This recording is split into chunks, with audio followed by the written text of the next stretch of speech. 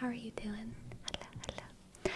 Hello, Green Ninja. Hello, the Closer. Hello, Brown. Hello, CEO. Hello, Destructicon. Hello, Sid. And to Gisley. First sub of the night. Thank you, Gisley, for gifting a sub. Thank you so much. Thank you. G click I dot S L I dot 5. Hello. How y'all doing? Hello, yes. Hello, Sid. Hello, Erika. Hello, Sin Sniper. Howdy, Sleepy. Do you want some stew? I'm always down for some stew. Destructicon. What kind of stew are we cooking up? We got a vegetable stew? Or is this more of a cereal situation? Hello, Dolly Joel. Hello. Spoon stew. I love a good spoon stew.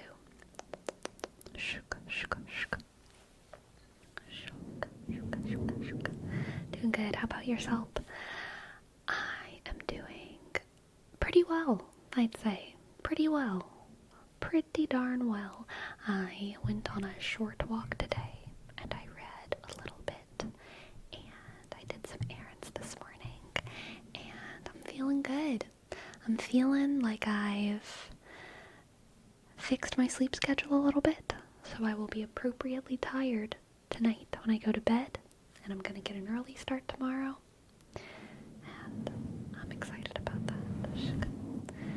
Hello, Jose. I've been waking up a little bit later, not that late. I've been waking up at like between 8 and 9, and for a while I was really consistently waking up at like 6. Basically, since I sprained my arm, I was like waking up later, but today I woke up at like 6:30 or something, so we're getting back on it.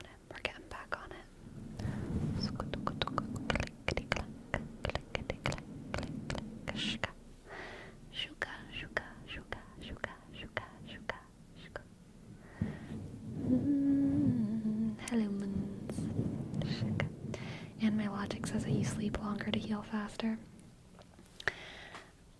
Anime logic is not real life, but it is sometimes, but not for an extended period. I think at first when I sprained my arm I needed more sleep, but like I don't think I need extra sleep. I just was not fixing my schedule for a couple days there. How's the arm doing? Arm is still in a sling, but it's in I'm gradually adjusting it lower, you know what I mean? So it's still, like crooked. Y'all can see it really. It's in a low hang right now. I'm trying to get more and more extended. But it does feel a little bit. I'm feeling like I'm able to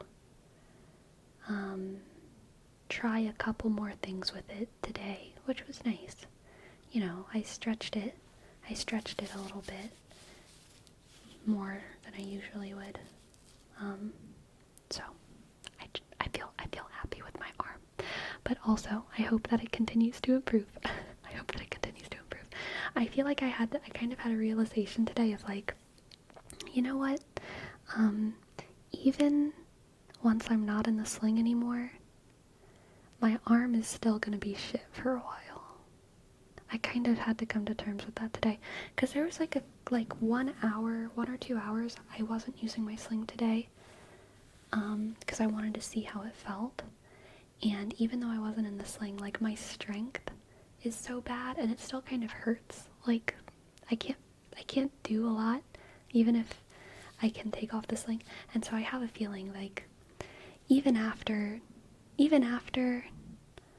I'm able to take my arm out of the sling long term, it's probably still going to be very unusable for a while. And then even once I'm able to be like freely gesturing and moving around with it, there's probably going to be even more weeks before I'm able to like lift up anything heavy, you know what I mean? I'm coming to terms with the long process in front of me. But that's okay. Because I'm coming to terms with it. So, that's half the battle. Slow but steady, exactly. Shaka, shaka.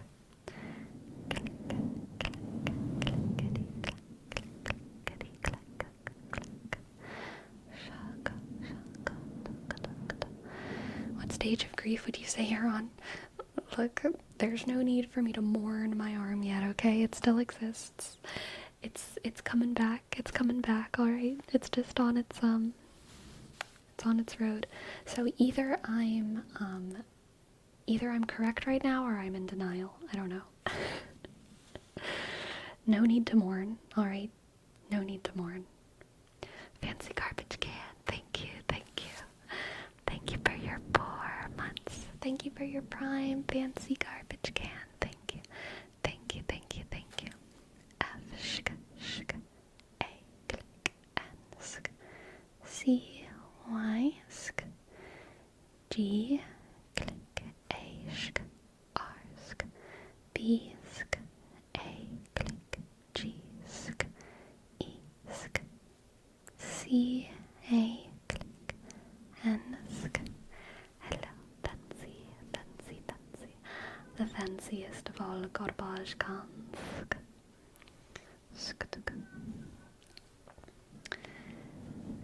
Any news on when you may or may not be able to take off this thing? Nope. Whenever it doesn't hurt to like hang my arm limply, that's really it.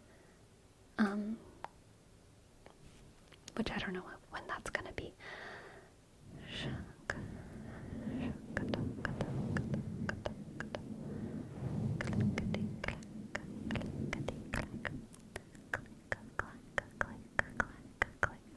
It was another beautiful, beautiful, beautiful day today.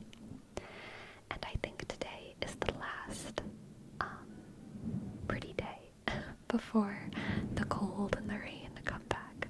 But that's okay because we've had so many gorgeous days, y'all. We've had so many gorgeous days. I will be able to accept the rain. The rain will feel cozy. Yes, the cold and the rain won't last. They too will eventually go away. It's middle of March, almost the end of March now. What's after March? April? Summer's coming. Summer's coming. There's a cold front hitting the US. I don't think it's like a cold front, but like, the sun's going away. There's gonna be some drizzle. Some of that PNW drizzle coming in.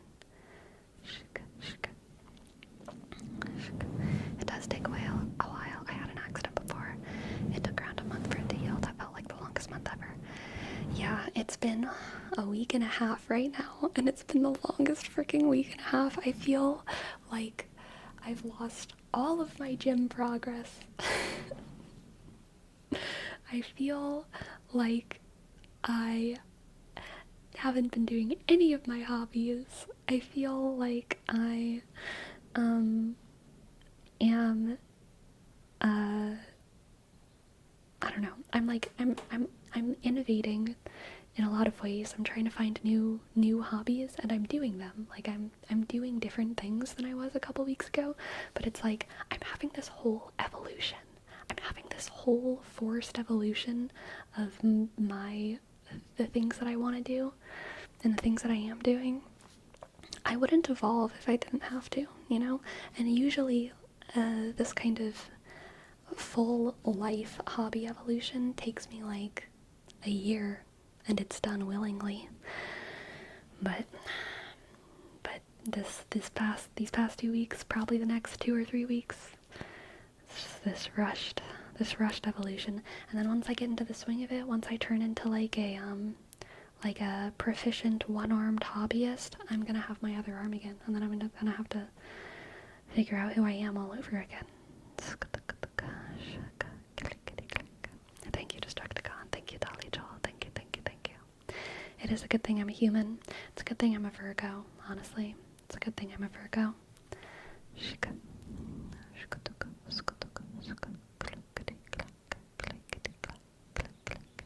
Speaking of when I misspoke and said it does take a whale instead of it does take a while, I've been getting like shark YouTube shorts. My YouTube shorts feed has been full of sharks.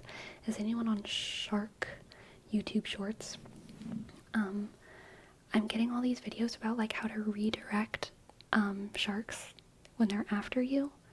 I'm on the redirecting sharks side of YouTube shorts. Like, there's these scuba divers who are teaching people how, if you're swimming in the ocean and there's a shark coming towards you, you want to reduce your splashing, turn to face the shark, and just gently place your hand on its nose and redirect it. It's amazing work. Amazing work. Yes, exactly. Boop. Boop them. Boop them. I'm getting so many guides on shark booping. I never knew.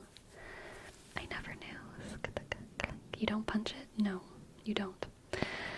No, you don't. You just gently push it away. Push that shark away. You go ahead and try that and let me know how it works out for you. Look, right now I feel like I don't think I can swim. I don't even think I can swim. But that doesn't matter. I have nothing to mourn for my not being able to swim because, fun fact, I haven't swum since I was 17. It's been 9 years since I've swum, since I've been in the water swimming. I don't know how that happened. It was kind of an accident. I don't hate swimming. There was just never any reason to swim. I went to the beach once and I walked into the water waist deep, but I was just wearing shorts. So I did that, but other than that, I haven't been to any pools. I haven't been in the ocean. I just kind of haven't swum. Shaka. I know I can swim, theoretically, but I'm just saying, with my arm right now, I think I would struggle. No theme parks? No. Have you ever seen a shark in the sea? I have. Once, whenever I was younger, my family and we were walking along the beach, the Louisiana coast, which has some sandy spots. It's mostly marsh, but we were at a sandy spot of the coast of the Gulf of Mexico. And we saw some sharks circling in the shallows, and we were like, oh my goodness, that's kind of rare. That's kind of spooky. That's kind of sharks. No one swims on the Louisiana coast. I mean, there are some people who do, but the beaches at Louisiana, they're not fun beaches. They're they're not good beaches for beach tourism. They're interesting for ecological purposes. They're interesting for maybe crab collecting, but they're not popular, go have a fun party kind of beaches. But anyway, we were walking along it, and we saw these sharks circling, and we were like, wow, that's interesting. And then we could see in the water a trail of blood, and we were like, oh my goodness, what? And we tracked the blood into the distance, and on the shore, a couple yards in front of us, we hadn't noticed it before because it kind of blended in with the gray dirtiness of the beach, but there was a dolphin that had two giant chunks bitten out of its side that had washed up and was bleeding out into the Gulf. So yeah, fresh dolphin kill. And then, I'm not gonna name names. I'm not gonna name names here, okay? But of the people that I was with, someone was like, I'm taking that home. And they took it home. They took the whole dolphin home. Because they're a biology nerd. a marine biology nerd. And, when you're out with a marine biologist, there's just no stopping them. Little Trappist, thank you for your prime. Thank you, Little Trappist. L click I dot L VI.S. Thank you for your prime. Thank you. Thank you, thank you, thank you, thank you, thank you. Yes, they took the whole dolphin. It was a fairly young dolphin, probably. I think around the time I was probably like 12-ish, and I feel like the dolphin was about my size, maybe a little bit bigger. So it wasn't like a massive, like, adult dolphin. It also wasn't like a baby, but it was like a child-sized dolphin, a tween-sized dolphin. What do they do with the dolphin after? That's between them and the Lord. Who knows? Who knows?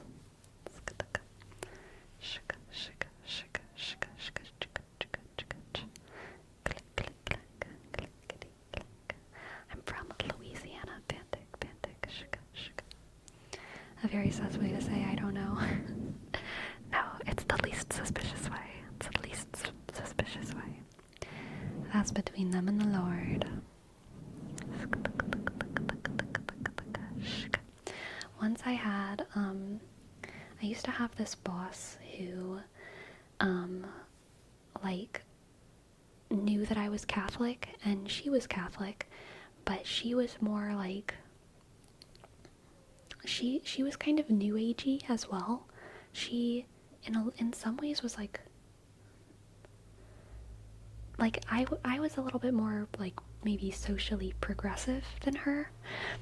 She came from, like, a very, very conservative background and conservative family, but she was a little bit more new agey in the sense that she like majored in East Asian studies in college, and she was like really into chakras and holistic medicine and like things that were like new age spirituality, but she wasn't like a new age spirituality guru or anything. She was very casual about it, you know, like she didn't really like meditate, but she would like talk a lot about meditation. You know the kind of person I'm talking about. She didn't really like memorize the meanings of crystals, but she would like wear a lot of crystals, you know. But she would like to talk to me about Catholicism because we were both Catholic, and we were, I think, the only two like identifying Catholics where we worked. And so like for holidays and stuff, we would like wish each other happy whatever, or talk about Lent or whatever. And at one point she was asking me like, do you really believe in like some of these things? And I was like, yeah. And she was like, but do you like really? And I was like, yeah. And I'm used to those questions from non-Catholics, but from her it did surprise me. She was like, because she's kind of was like, I don't know if I really believe that the body and blood turn into the body and blood. And I was like, okay. It wasn't my place to, you know, we were just talking about what we believed, not trying to convince each other of anything. So I was just like, oh, interesting. And then she was like, do you really think that Mary was a virgin? That's what she asked. And I was like, yeah. And then she said, you don't think she and Joseph, like, ever, like, even after Jesus was born, you don't think they ever, like, did anything? And she looked at me with, like, these big boss eyes, and I said, girls keep each other's secrets, okay? And then I just refused to have the rest of the conversation, which I think, like, honestly, is the best response whenever talking about Mary's virginity. It's weird. Why are we all talking about Mary's virginity? Like, she was very based, regardless. Second of all, just let her be a virgin, okay? Kind of weird to accuse someone of not being one. Kind of weird. I don't know.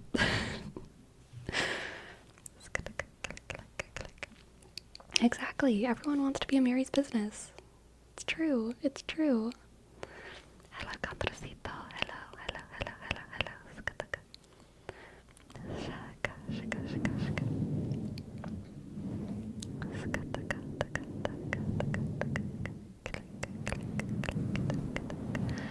in trouble in Sunday school for asking if Adam and Eve had navels? Interesting. What a strange thing to put someone in trouble for. I'm sorry you got in trouble. I think that sounds like a great question. I wonder that as well.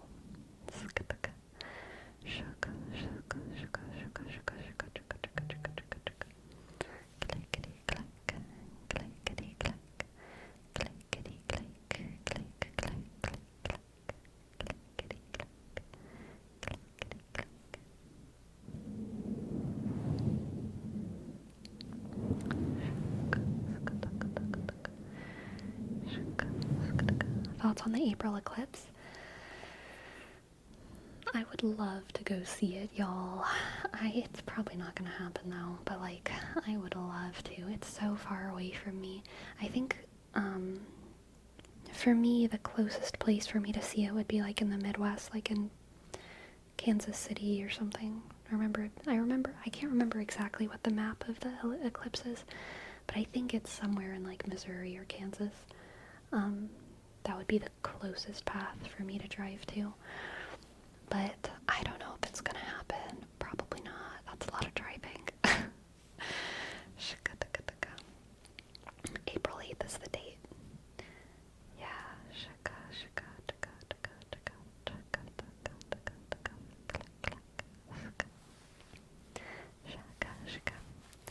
Sleepy, how was your Monday? My Monday was lovely. I went on a walk and I read some of my book and I did a lot of work this morning and answered a lot of emails and yeah. Makes a little angle towards Little Rock and continues to the northeast. Maybe I was looking at Little Rock then, yeah.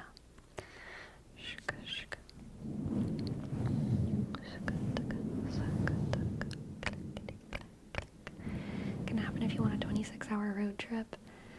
26 hours is a long while, y'all. It's a long while. It's a long while. Helene chicks, Helene chicks, Helene chicks, Helene chicks, Helene chicks.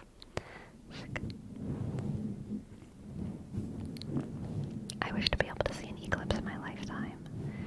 I saw an eclipse, the last big one that happened, like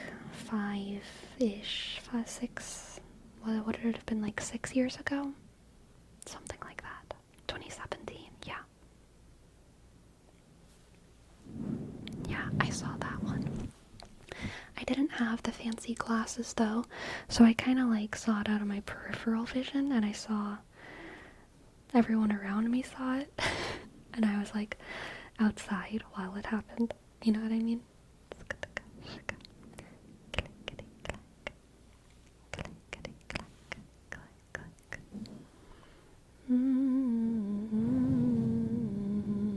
Sleepy, please do not use peripheral vision to view eclipses. Look, I didn't like stare at it with my peripherals. I flirted with it with my eyes, you know, like, oh, I don't want to look at you, you know, and then I like kind of saw like a little bit, but then looked away.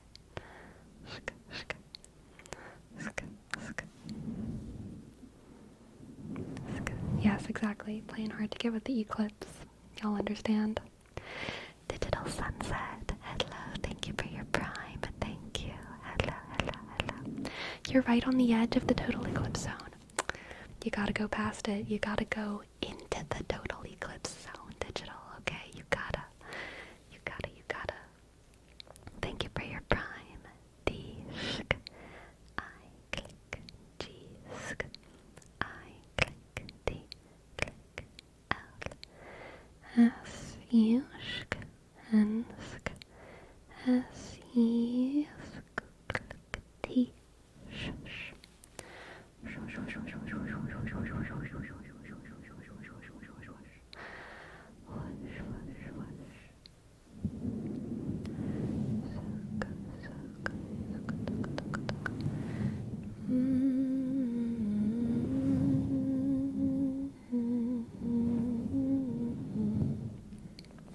I give my dogs stew and they leave the chickpeas. Oh, they left the chickpeas? They just left them for you to start the con, okay? You gotta eat the chickpeas they left behind, dog slobber and all. They were being so nice, leaving those little protein-filled legumes for you. The last Eclipse, I made one out of those shoebox Eclipse viewers in like 10 minutes, and I felt very accomplished. That is something to be proud of, Hagen. Congratulations. Congratulations. I think one of my monitors just died. Oh no, Jerome, I'm so sorry. Anxiety's completely crippling me right now, and I'm glad you're streaming. Ugh. I'm so sorry, King Crimson. Just relax. Just relax, you know? Just shush. Shush, shush, shush, shush, shush, shush, shush, shush, shush, shush, shush, shush, shush. Earlier today, I had an anxiety moment. You know, like, I don't have, like, panic attacks or anxiety attacks very often. Very rare. But, like, and I don't even have, like, very, very bad anxiety moments, like, super often. But it happened while I was on a walk today. I was walking back to my place, and I could just feel, like, this budding feeling of, like, something's wrong. Something's wrong. I don't want anything to be wrong, and something's wrong, and I know nothing's wrong, but I feel like something's wrong. Please, I do not want my day to feel like this. Please, I do not. Like, I could really feel, like, the anxiety disconnected from reality just, like, creeping up within me, you know what I mean? And,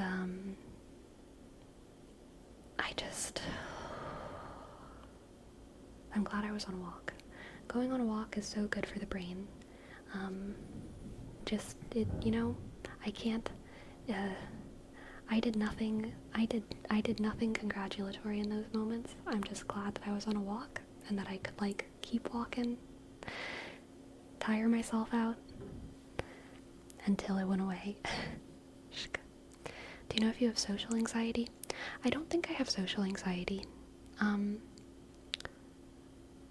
I am awkward, and I do have anxiety, but I don't think I have social anxiety. I kind of like a lot of social situations, even awkward ones, and I definitely don't have, like, public speaking anxiety. I, like, love public speaking. I love performance. I love teaching. I love that.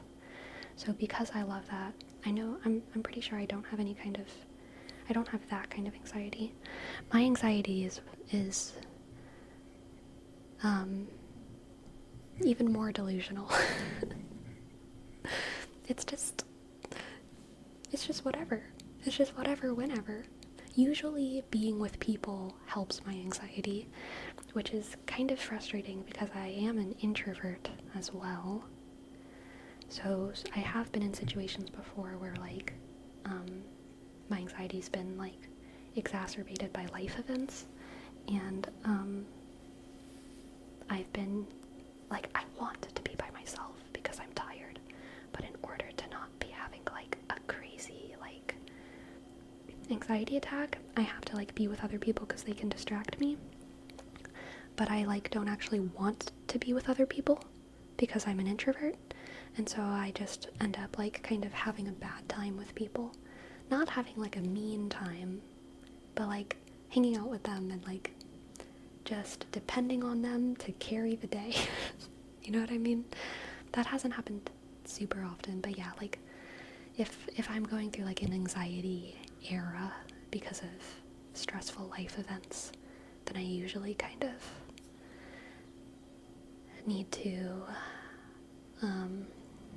or I have in the past at least, kind of leaned on the people around me to help me out. LOL, let them do the heavy lifting so you can coast on no thoughts, basically.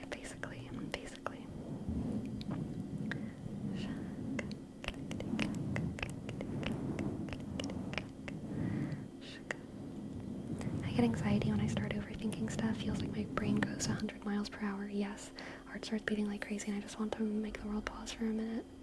What do you get when it happens?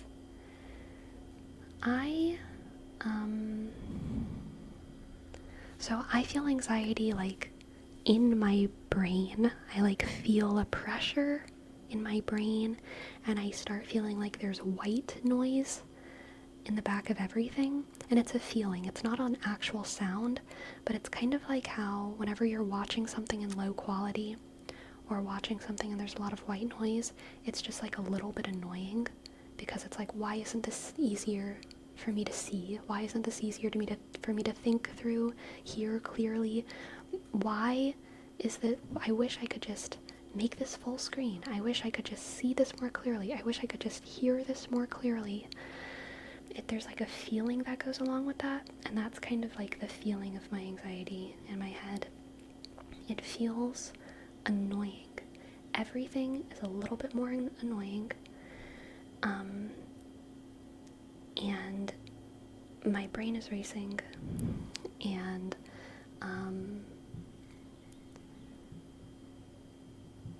it doesn't feel good. It usually, I mean, I'm kind of doing it right now because I guess I'm like thinking about it, but whenever my anxiety gets bad, I find it really hard to speak clearly. I start slowing down and saying a lot because it's hard for me to think clearly. When it's really, really bad, I start like physically shaking and like shivering. I like shiver.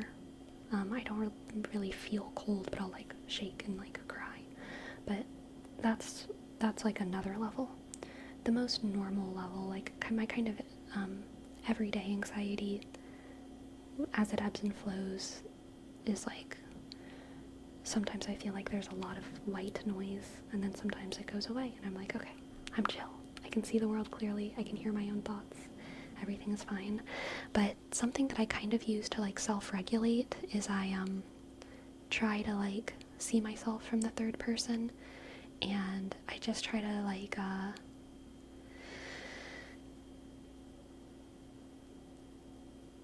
I mean, like some might say that this is not good, so I'm not suggesting this to anyone. This is just what helps me. But I work pretty hard to like invalidate a lot of my anxiety thoughts. Like if I'm worried about X, Y, or Z thing that happened, I just try to tell myself like, you shouldn't worry about this.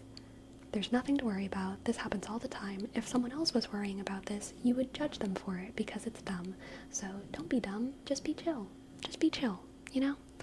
And honestly, that helps. Sometimes I wish there was more like ASMR that was like invalidating your feelings as like an anxiety relaxing thing, not like in a mean way or in an aggressive way, but just like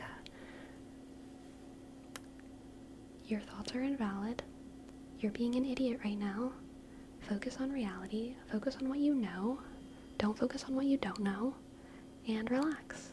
Because if you think about what you do know, there's way less to be worried about. And you're gonna be fine.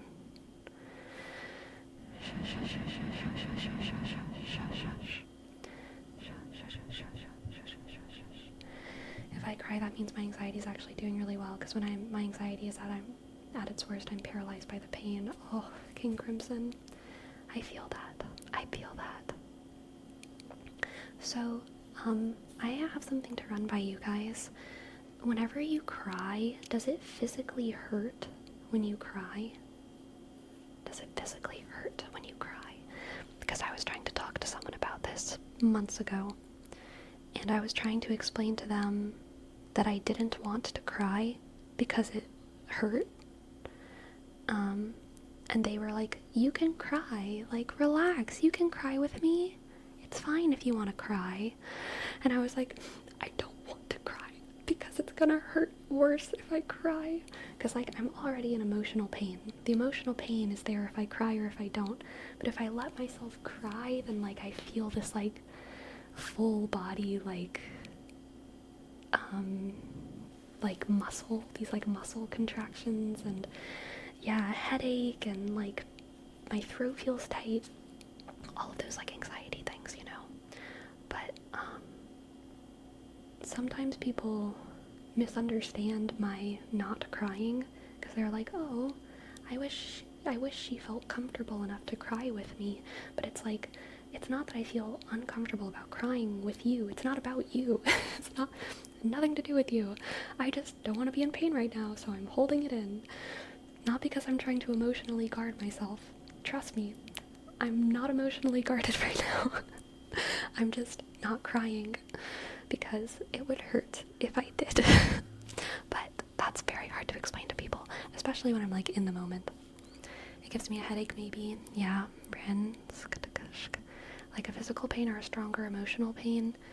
A physical pain. Only if I'm crying a lot. It feels like my throat hurts and my chest and my head. Yeah. No, I just feel tired. Dude, crying is exhausting. After I cry for a while, I need a nap. Or at least a lay down. I like the feeling because it's a release, but when I cry hard enough, I get mucusy and choke, which becomes painful. Yeah, that's fair. What? It's not a physical thing. It just eats you up from the inside till you can't do anything more. I feel it physically.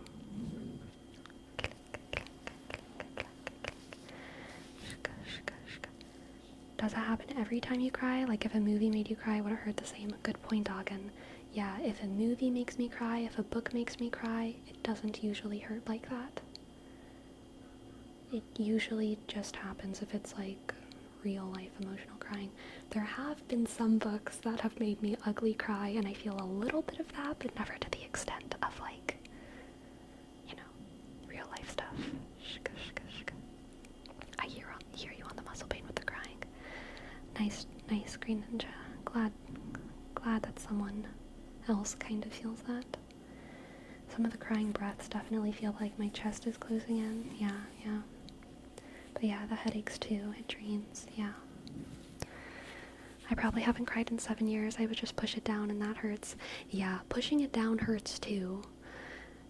For me, it's like both hurt, but I feel like crying hurts more and pushing it down hurts, which is usually why if someone can tell I'm pushing it down, they're like, go ahead and cry, just release it. And I'm like, no, you don't understand. This is the lesser of two evils for me.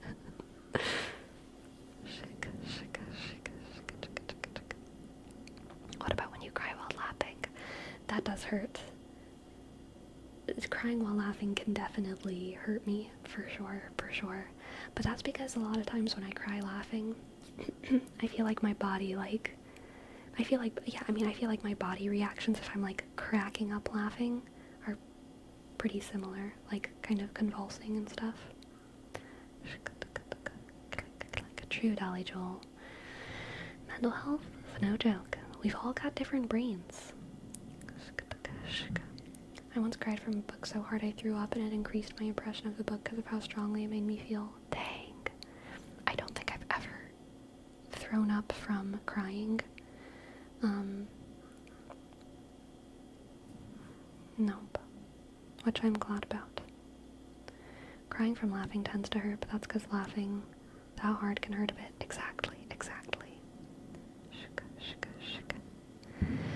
Sleepy, regarding what you said about what you do during anxiety, I think it's not like invalidating, but minimizing the problem to a manageable size. Yes, I agree with that. I do the same, but what do you think about after? If you want to tackle that issue, you already minimized it, and it's hard to get it again because it either doesn't matter or you're afraid it may trigger the anxiety again. Yeah, usually I try to ignore it. If there's something that makes me anxious to think about, I'm usually like, okay, well, how about I just don't think about that? For as long as I can. How about we just don't think about that for as long as possibly possible, because I don't want to feel that way again.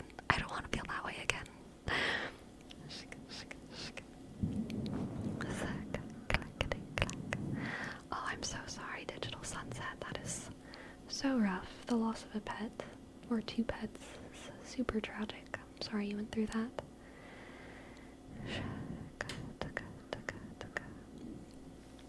Ha, damn, I do the same thing, throw it in the pile at the back, but what about the things we have to deal with? I actually find great relief in things that I have to deal with. Like, if it's like taxes, or an application for something, or getting a job, I never feel anxiety about those things. I might feel nervous, I totally feel nervous, and I can totally feel like the pressure of time, But if I have to do it, then the element of choice is gone. And as soon as I have no choices, I have no anxiety. Because it's just like, well, I'll just do it. I'll just do it. Usually, the things that give me anxiety are elements of my life where I have choice. Choice. Choice is the root of all displeasure in my life. Independence. God. The tyranny of independence, I tell you. Because then I'm responsible. When I'm responsible for my own happiness. And that makes me feel like I need to make the right choice. And I might not want to make the right choice. The right choice might be hard. I might not know what the right choice is. Those things give me anxiety. But if there's something I have to do, then I just do it. I don't have anxiety anymore.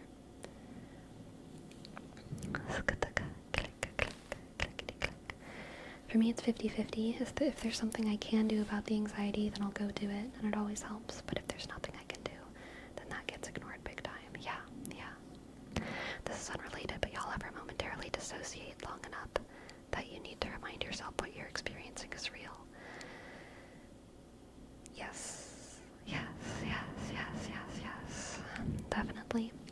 Dissociation, like low grade dissociation, so not like totally losing time and blacking out, but kind of losing touch with reality, losing your grounding, is like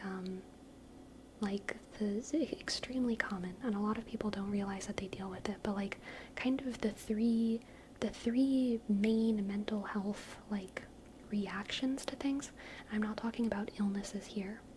Illnesses, diagnosable illnesses, are like a thing that are like a collection of symptoms, and you like, they're a problem that you have to deal with like treatment and a therapist and blah blah blah blah. But like the reaction, the way that people react to stress in life, bad, negative stimuli, is usually feelings. So again, not illness, just feelings of depression, anxiety, and dissociation. Those are like the three things: depression, anxiety, or dissociation. Most people experience a little bit of all three in their lives, and most people experience one more than the other two. You know what I mean? But yeah, I'm an anxiety dissociation girly, okay? Depression is rare, but it does happen. But yeah, if my anxiety is like crazy bad, then yeah, a little dissociation will definitely start to creep in.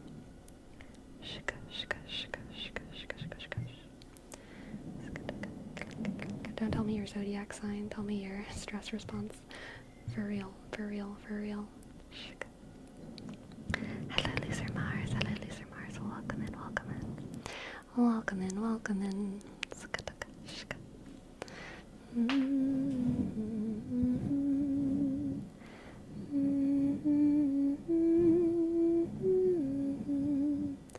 Sleepy, what if it's an emotion you have to deal with? I don't even know what you mean by that.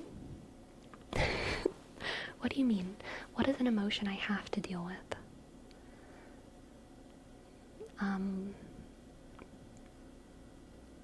Cause, yeah, I don't know what you mean.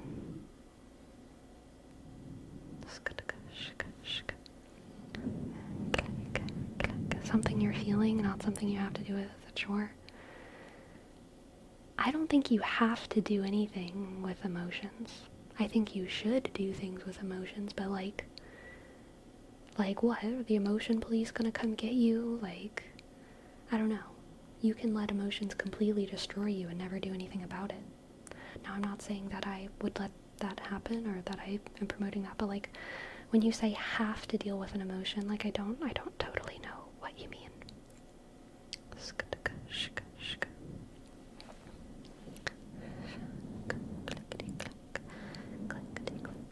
What do you do in that case? Throw it to the pile or try to deal with it?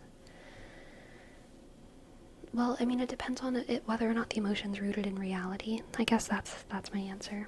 If the emotion is rooted in reality, if I know that I'm feeling stressed and anxious because of something happening in reality, then I will do something about my reality. I will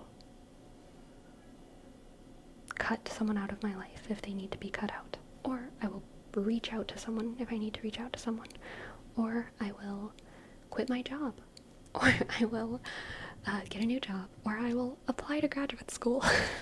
If there's something I need to change in my life and I feel like I'm at the end of my emotions, I will do something. But if it's something that, if it's an emotion that feels delusional, if I feel like I'm stressing out over something that doesn't exist, I just wait it out. And I can usually recognize when I'm like distorting reality, and when I can't, I can usually recognize it. So yeah, if I can tell that like my emotions are not connected to something real, then I will wait it out. And sometimes it takes a while. Sometimes it takes like 5 days to wait out that horrible feeling. 5 or 6 days. And then it's okay. It's okay.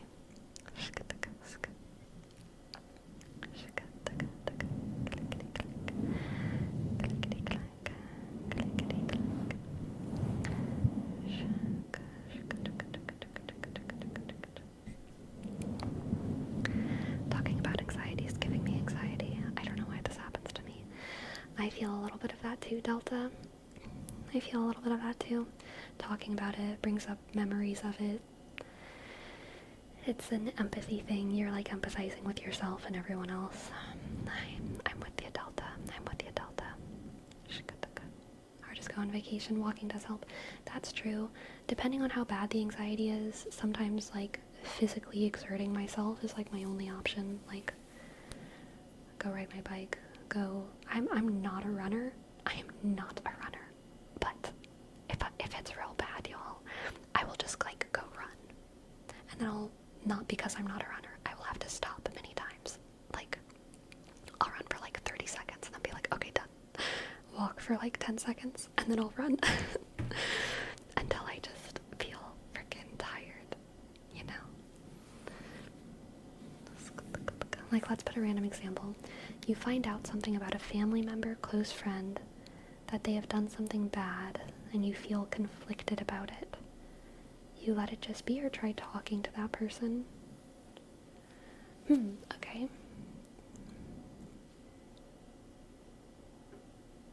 So I've actually been in like pretty much that exact situation before.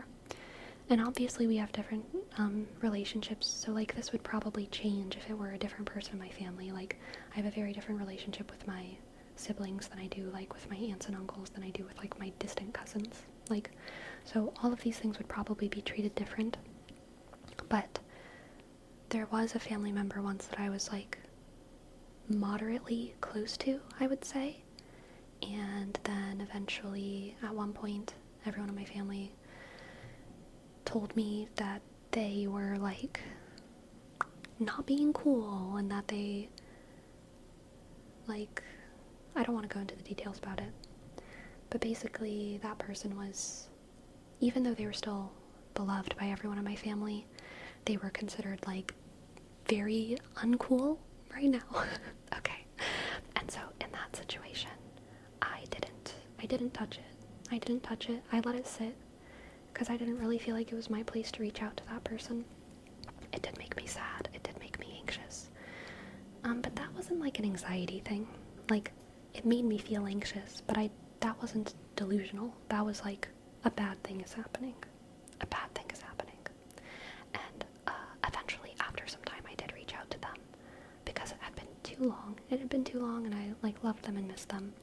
And I was just like, hi, I love you, how's your dog? Kind of thing, you know? And it was like a totally amicable conversation. So I didn't necessarily like confront the issues with them, because in a lot of ways it didn't seem like it was I didn't want to do family gossip with them. I didn't want to like spill any tea. I didn't care what their side of the story was. I didn't care about the actual stuff that had gone down, truly, because it wasn't about me. It wasn't about me. I just missed that person and I wanted to like touch base with them, you know. Shaka, clickety click, shaka, clickety click. Shaka, shaka, shaka, shaka, shaka, shaka. I generally though, I this is something that like I feel pretty conflicted about.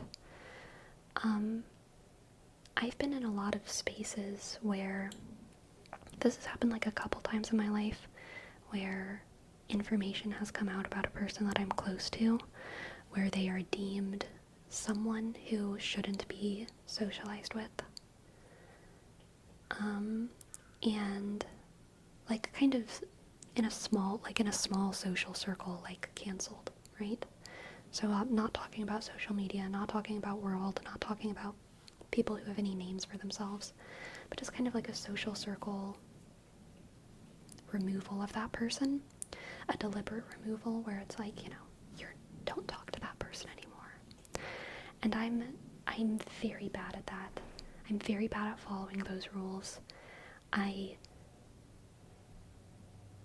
There have been people that I've cut out, but it's never because someone else tells me to cut them out. And sometimes it makes me feel like a bad friend, I will admit, because I've had very close friends be like, hey, don't talk to that person, they're horrible. And I've been like, okay, but then I've like, not usually like immediately, but like it's very hard for me to be like rude or mean or like passive aggressive to someone who like I don't have an issue with. But there have been people who I have cut out, and it's not always because they do something to me. Sometimes it is because they do something to other people, but it's just that I judge them. I make the judgment of like, you are a bad person. And so then I will cut them out and I will stop talking to them, no problem. But whenever someone else makes that judgment call and tells me like not to associate with someone, I have a really, really hard time doing that. Now, it doesn't make me want to talk to that person. It doesn't make me seek them out. So usually, like, you know, if someone's not hanging out with the friend group, I'm not going to hang out with them. But, like, if they come up to me and talk, I'm still going to be nice. You know what I mean? So I struggle with that. Andrew Parr, thank you for your prime. Thank you. Thank you, thank you, thank you. Clickety click. Thank you. A, sk, N, click. D, sk, R, click. O, sk, B, click. A, sk, R, click. 1, 1, 5. Thank you. Thank you, thank you, thank you for your prime. Thank you for your prime. Thank you. Thank you, thank you. Thank you, thank you. Shukataka, click, click. Shaka, shaka, shaka, shaka, shaka. It's hard to just cut someone off based on someone else's perception of them. Yeah. I'd love to see the good in all people, and I would want them to do the same for me. Yes, especially since I've had false rumors spread about me that my friends were thankfully patient with me about. Yes, Crimson, exactly. What I've done in those cases, it's just talking with them outside of the friends group, unless they have done something bad to me or somebody I care about. Like if they did something bad to another one in the friends group, then I may cut them myself too. Yeah, I don't like cutting people off. I do though, I have, for sure. But like, man, you gotta really be a shit for me to like not even give you my ear, you know?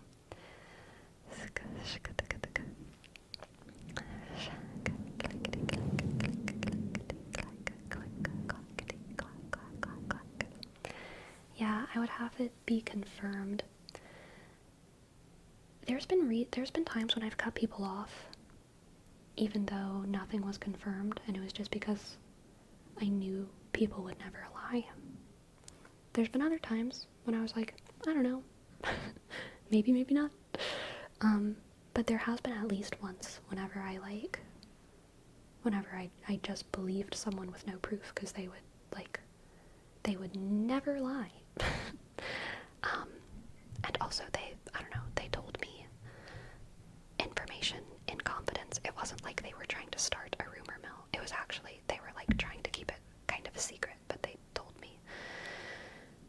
thing about someone else, and I was like, holy shit, they are horrible. And I did cut that person out, even though it was never confirmed, because that person would never lie. I think you just gotta make a character judgment sometimes, you know? Sometimes you gotta make a character judgment. But I like making character judgments for myself, and I think everyone else should also make it. Well, no, you know how good you are at making character judgments, but if you are someone who feels like you make good character judgments, you are entitled to make your own judgments, and if you feel uncomfy about something, you deserve to try and get clarity, you know? As long as you're not being a bad person yourself. Respect people's privacy. Respect people's privacy. But also respect your own, like, freedom to make educated decisions. Cutting people off is never easy. I was in a really, really bad relationship last summer. I couldn't cut them off. I was ghosted and ignored until one day I couldn't do it anymore and cut them off. I've never been good at it, but sometimes you need to do it for your own well-being. For sure. For sure. Whenever I was younger, I ghosted people all the time. Like, I had like a problem with ghosting people. I wouldn't do it to people who I was close with. It would just be like in college, if like someone was flirting with me and I just I would flirt back for a little while and then I would just ghost them. I'm glad to say, as like more of an adult, I do not do that. Mostly because I don't let myself get into those situations with people unless I'm like actually interested in them in the first place. Whereas like I feel like whenever I was younger, I was just like, oh, someone's flirting with me, I'll flirt with them until I don't want to anymore, and then I'll just ghost them. And I did it with like friends too. It wasn't always like romantic stuff. It was like I would be having a good time with someone and then I would just kind of feel like whatever, and then I would just kind of ghost them. But as an adult, I try to only be like friends or acquaintances or whatever with someone if I like want to be that with someone. I don't know, I feel like I play around way less, and so because of that, I never ghost people anymore, because like no one deserves to be ghosted. If I want to like stop associating with someone, I will just like tell them like, hey, goodbye for X, Y, or Z reason. I feel like I stopped ghosting people whenever I was like 21. It took a while. Before that, I was a ghoster. But, I mean, I guess to my credit, like, I don't think I ghosted anyone who was like depending on me. It was all very like short-lived interactions. So like, I don't know. Let's say if your best friend tells, okay, I need to start putting my red string for this for Rome comment. Let's say your best friend tells you another friend did something really bad to them. You would probably trust them over the other friend, right? Not necessarily. Of course you'll try to have your own judgment, but in the meanwhile we trust the person that's the closest. I am not like that. Truly, there's been time. I have had some Delulu friends, okay? I have had some Delulu friends, and I know they are Delulu, alright? And, they will come to me, and they will tell me problems, and depending on where they are emotionally, I will sit there and, like, nod while they get it off their chest. And maybe later, like, talk to them more about it. But if they're, like, in a good emotional state, then I will tell them, like, are you sure that's the way it happened? Like, okay, I used to have a roommate. This is a great example of this. I used to have a roommate who had a lot of pretty, like, toxic, wild relationships with guys. And she would passive aggressively post stuff about them on Twitter. And she was like always convinced that these guys were like reading her Twitter and should have gotten the message. This happened so many times. And I would always be like, girl, they're probably not looking at Twitter right now. They have no idea this is happening. And she would be like, I can't believe he ghosted me. I can't believe blah, blah, blah, blah, blah. And it had been like, 12 hours since they last talked.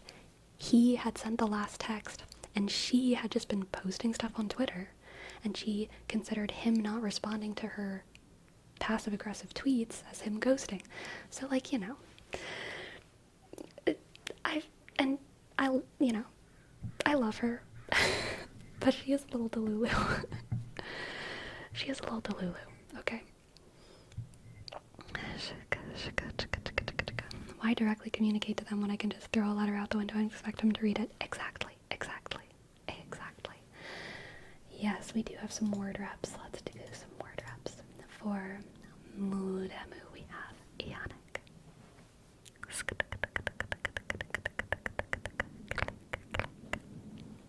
Ionic.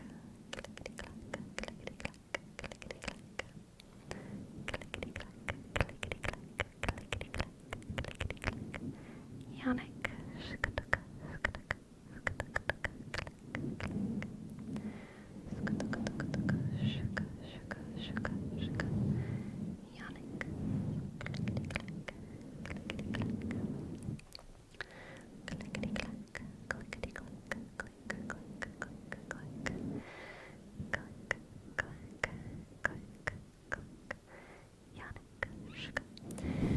Wait, there's something important here too. Do you think if somebody sent the last text, the expectation should be that the other person should reply, start talking again? There's no hard rule here. It depends on the text. Like, if the text is like, well, no. Basically, no. Message someone if you want to message someone. That's it. Just message someone if you want to message someone. Unless they've told you not to message them. Okay? You can double message, triple message, send them memes while they're at work. That doesn't matter. I think that's... I don't subscribe to and back and forth politics. Of course, it's the last text message was a bye for the day. But if it was in the middle of a conversation, just message someone if you want to message someone. If they don't answer your question in the middle of a conversation and you really want the answer, then you can say hey, I really want the answer to this. And then if they still don't answer, but they're busy, then I think it's fine if you're by the way, also I'm thinking about getting a new collar for my dog. You can just message them if you want to message them. Start a new conversation, keep the same conversation going. They'll message you when they have time. They'll message you when they want to. And that's fine. That's fine. Just do what you want to do.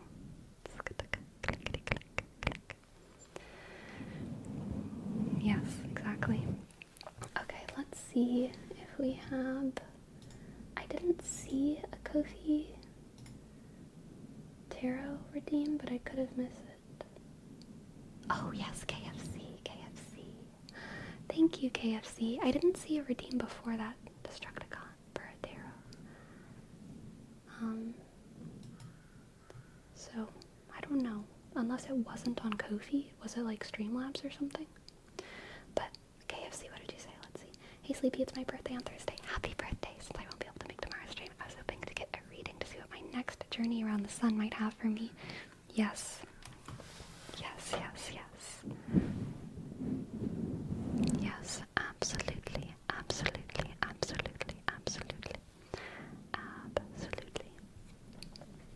I think it might have been tied to a sub-message.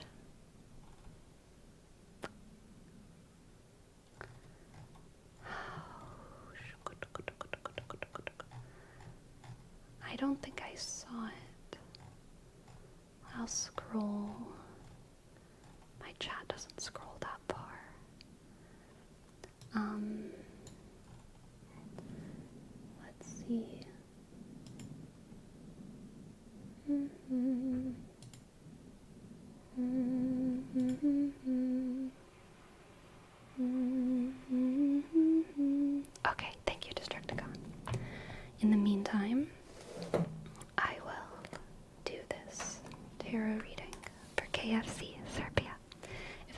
quickly they're probably trying to tell you something. I don't think that's true. I mean, like, it depends on the situation. It depends on the person. But, like, sometimes people are busy. If you know they're busy, then, like, they're busy.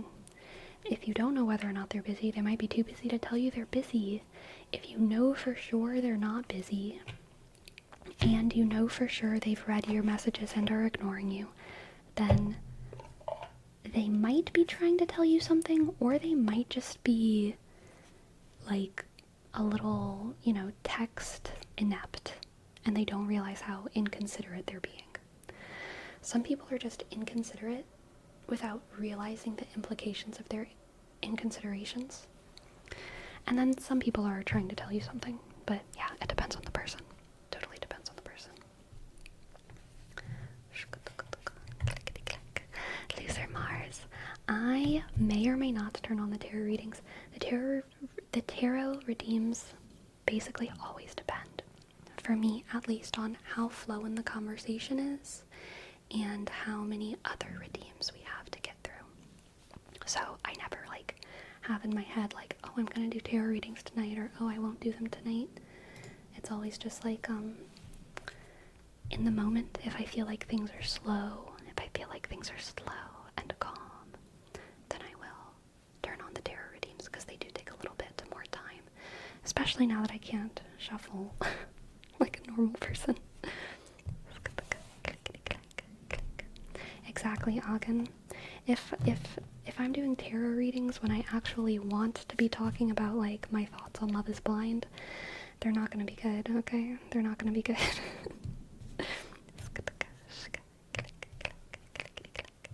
Apple Sloth, thank you for your prime. And also, Shradies, thank you. Thank you. Thank you for your raid. Thank you for your raid. Thank you for your raid. Apple Sloth, here's your name, Trace. Thank you for your prime.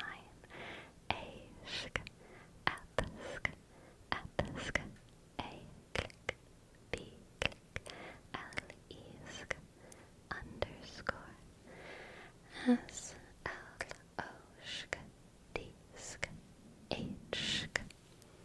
Thank you, thank you, thank you, thank you, thank you. I don't think I really had anyone first day back doing ASMR in 2 years. Ah, well, congratulations on coming back. Congratulations. Glad to have you back in the space, okay? Alright, what do the cards have for KFC? KFC.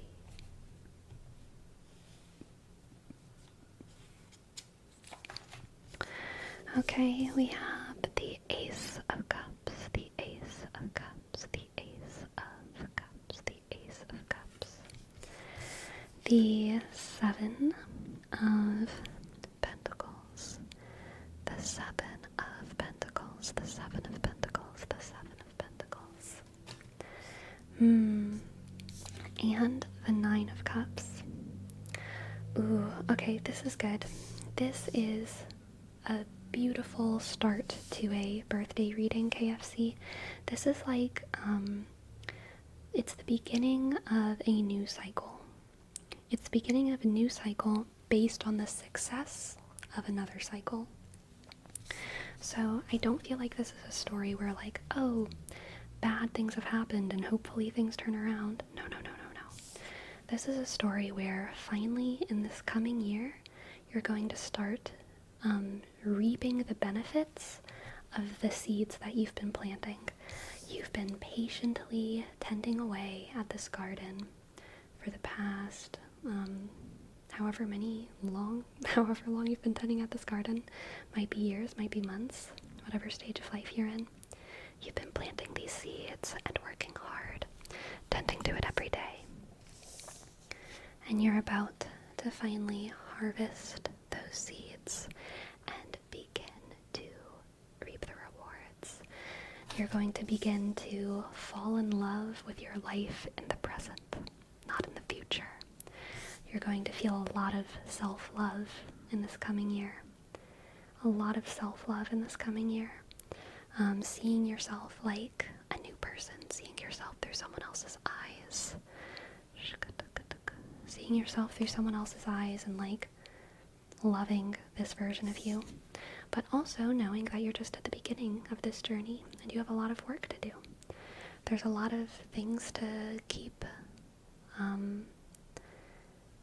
learning about yourself and about how you love and who you love and where you fit in the world. And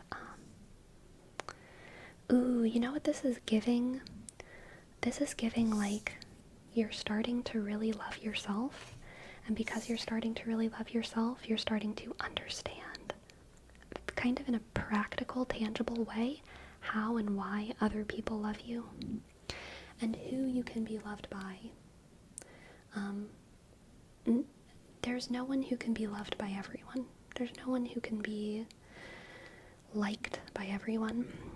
And the more you love yourself, the more you can understand who else can love you, why people might love you. And yeah, I feel like you're just starting to kind of not necessarily find like the people who you're going to spend the rest of your life with, but you're going to start like knowing what you're looking for, if that makes sense. You're going to start knowing what you're looking for. You're going to have eyes for your tribe, for your partners, eyes for your tribe. You're going to know where and how you fit, and you're going to be able to pursue it. Okay, next we have the Queen of Pentacles, the Queen of Pentacles, the Queen of Pentacles, the Queen of Pentacles.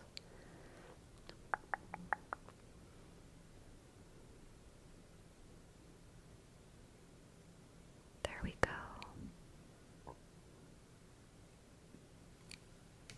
The Seven of Cups, the Seven of Cups. The Seven of Cups, the Seven of Cups. And Death. Okay, so jumping off of the previous three cards, I'm kind of getting the vibe, like I said, where you are finding eyes for your tribe, realizing who and where you might fit in. I get the sense that you are setting the table for like the future, setting the table for your future tribe. So it's like, to put this in a long form analogy, your previous era was about honing your gifts, farming your fruits,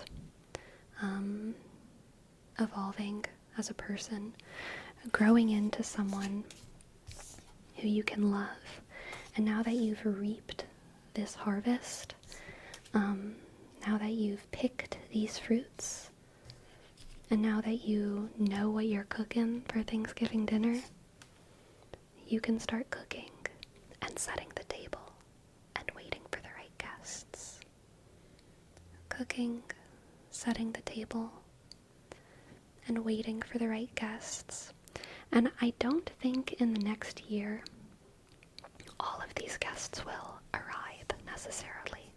There's a lot that is still to change in your life.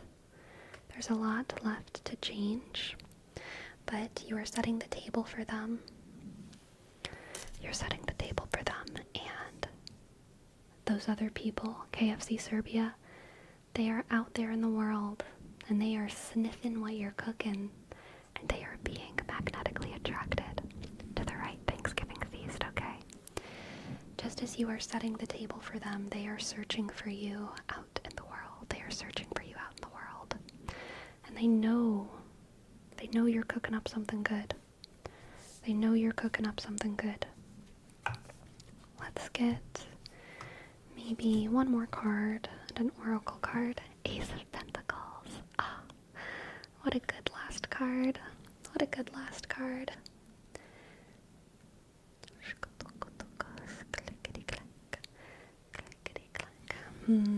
Let's see. I think that what this Ace of Pentacles is telling me, KFC Serbia, is that there's at least one person in your life who's already at the table, okay? There's a gem. There's an absolute gem of your life. I don't know if they're a family member or a platonic connection or a romantic connection or what, but there is a gem in your life, and they're already at the table, and they've seen all the work that you've done, and they are so excited to find the rest of your tribe with you, and it's going to be their tribe too. It's going to be their tribe too. Let's see what the oracle has now for KFC Serbia. KFC.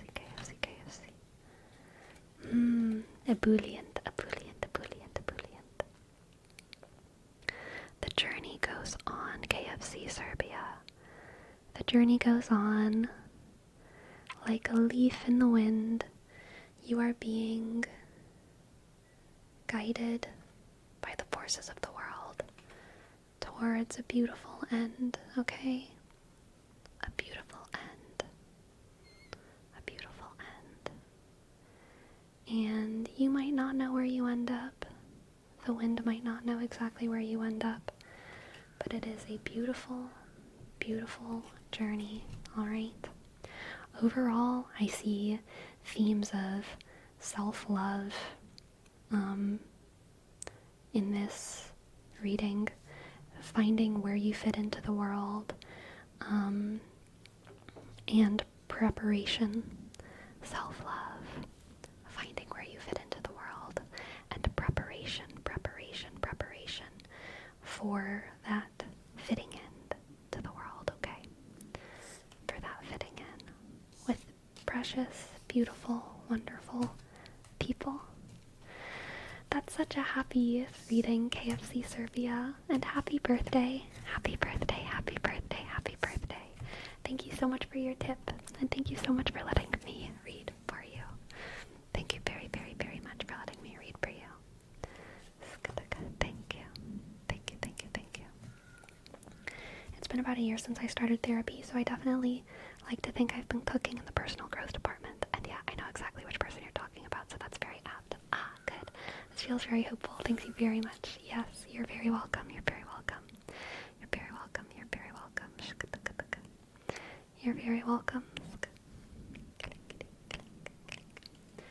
The girlfriend and I broke up today. It was completely mutual. We're both going our own way as people and still respect each other, but I can't help but feel lonely. Very grateful for the ASMR community tonight. Thank you all. Oh, a friggin' nerd. I'm sorry. Sorry, I'm a dude. It gets better. It's fucking shitty, but it gets better, okay? It gets better. And you were happy before them. You can be happy without them. That always makes me feel better, but maybe I shouldn't put that on other people. But that always makes me feel better when I'm in those situations. I'm like, you know what? I was happy before them. I'll be happy without them, even though I'm sad.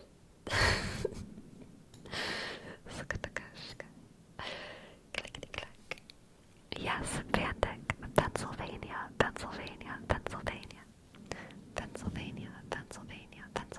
What if you weren't? I've always been happy. I've never been sad. Sadness is a fake emotion that I've never once felt in my life. Thank you very much, Fitch. Pennsylvania.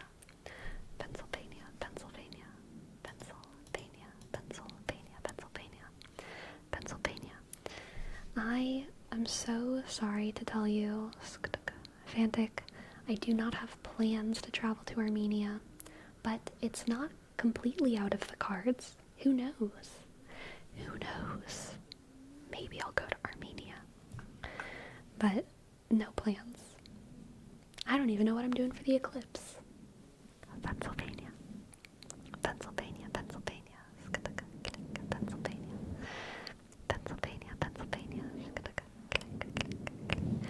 It's okay, son. Armenia, not for everyone. Thank you for understanding. Pennsylvania. You're completely right. I was happy before and during. I can be happy after as well. Yes, you can be a friggin' nerd. Because your name is green and it says friggin', my brain sees you as a frog, though, I have to tell you, your name is green for me, and your name is a friggin' nerd, and it feels so froggish that I'm compelled to tell you. But you are a happy frog. You are a happy, happy, happy frog. A freaking frog. Exactly. Exactly. Sadness is a hoax by the therapists. So true. So true. So true. I am 100% a frog. I wasn't ready to say anything, but here we are. Look. I got the frog radar. So strong. Alright. None of y'all frogs can hide from me. I know a frog when I sniff one. I can send out sonic waves that detect frogs. And only frogs. Pan-Slavic tour incoming. Serbia and Armenia. Yes. The Pan-Slavic tour. Pan-Slavic tour sounds like I'm going to try all of the Slavic breads. Pan-Slavic.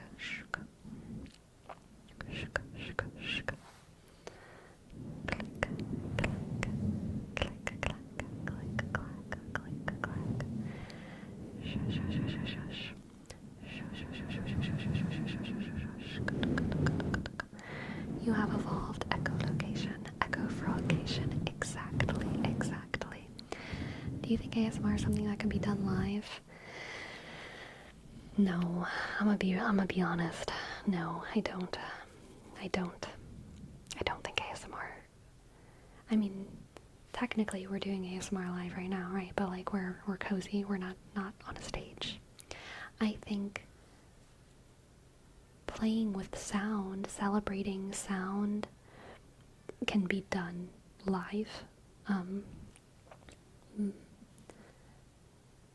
I think a lot of ASMR adjacent things can be done live, but I feel like ASMR requires, for me, ASMR requires a sense of like, not aloneness, but like just not being in a public setting. I don't know. I wouldn't want to get to ASMR in an audience of people. Personally. But we could absolutely just have like a cozy concert. Cozy concert. Cozy chats. Superlink, thank you for your sub. Thank you. Thank you, Superlink. Superlink. S-U-S-K. B-S-K. E-click. R-S-K. L-click. I-dot-N-S-K. K-S-K. 7-sk. 6-sk. Thank you, Superlink. And for stitching, we have a word up. Stitching.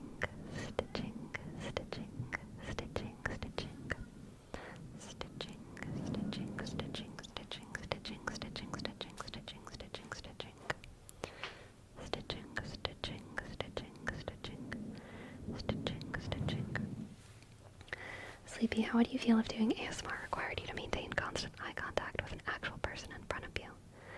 So I love performance art and I love weird theater things. Arguably, most weird theater things are performance art. So I would love that, but I don't think it would be ASMR. I think at that point it would just be like, it would be something else to me. Because like, okay, maybe this is it. As someone making ASMR, as a creator, I see you as like an individual. I know there's a lot of y'all in chat, but what I'm doing is I'm imagining all of y'all like receiving my ASMR as like an individual. But if I were on stage, I would be giving you ASMR like as individuals and also to a crowd. And that's the same as it would be if I were doing, like improv or a theater thing. there's never just what's happening between you and the other actor, but there's also like the larger performance. And whenever I'm doing ASMR, I don't think about the larger performance. I think about like an individual. And for me as a creator, that's like what makes something kind of feel like I'm doing ASMR. I'm not saying that that defines ASMR for other people or for other creators, but if too much of my attention was on like the spotlight and the staging, I wouldn't feel like I was doing ASMR. I would feel like I was putting on a show about ASMR. Personally. Maj, thank you so much for your tip. Thank you.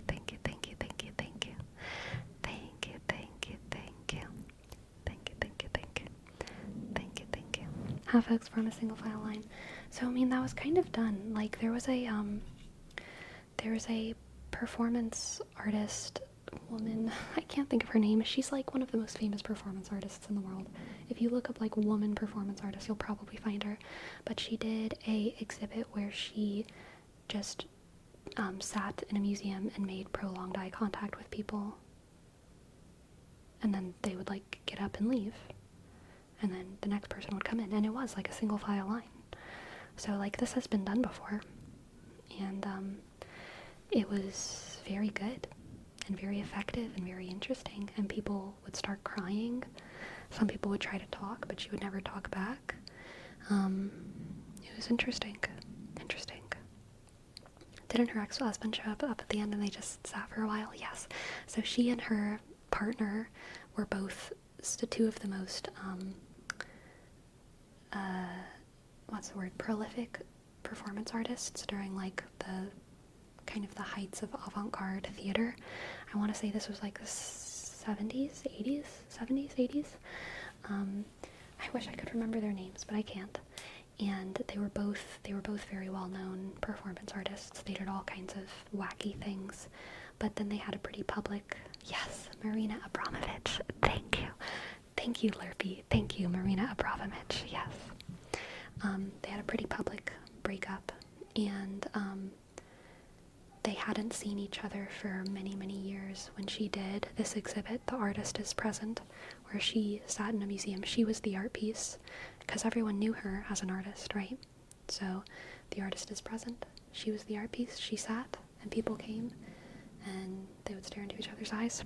And at the very, very end, her ex-husband came, and everyone saw. Everyone saw the first time that they had looked into each other's eyes for the first time in many, many years. And it was, oh, man, I tell you. Those first seasons of Love is Blind were so much better than the stuff Netflix is putting out now, okay? Anyway, Maj, I would love to give you a tarot reading. Sleepy, how good are you at keeping eye contact with people? I love looking into people's eyes, okay? Be warned. Maj, what does the tarot have for you? Maj.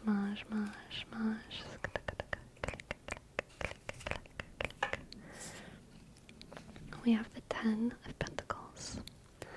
10 of Pentacles. Again, the 7 of Pentacles coming out to play. The 7 of Pentacles coming out to play. The 10 and the 7 is super positive. We have the 9 of Cups again as well.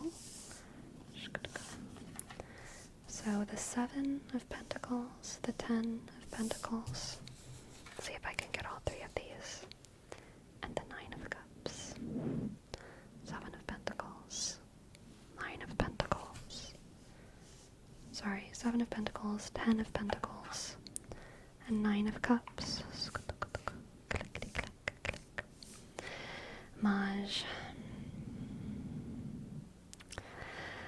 This is another happy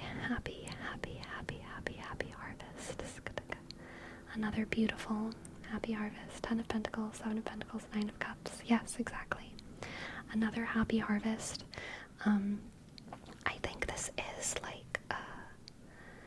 What's a good analogy here?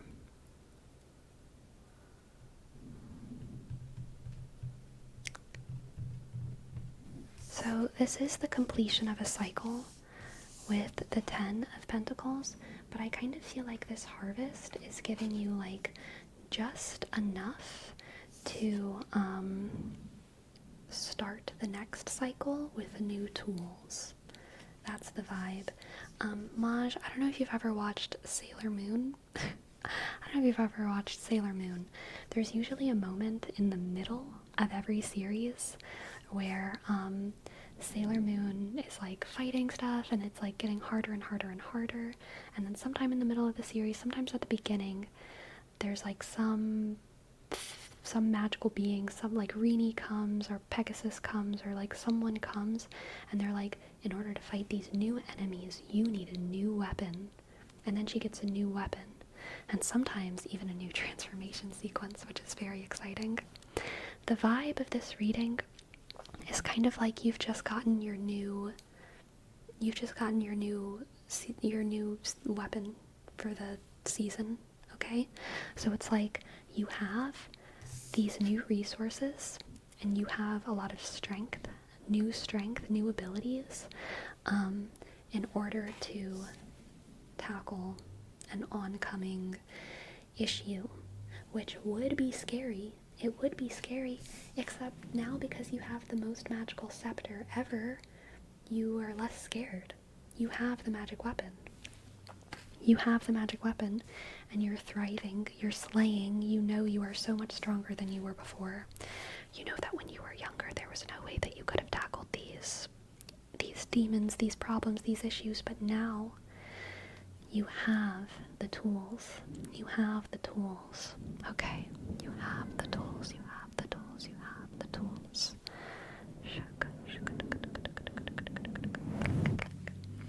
Alright, let's see what else we have. We have beautiful strength,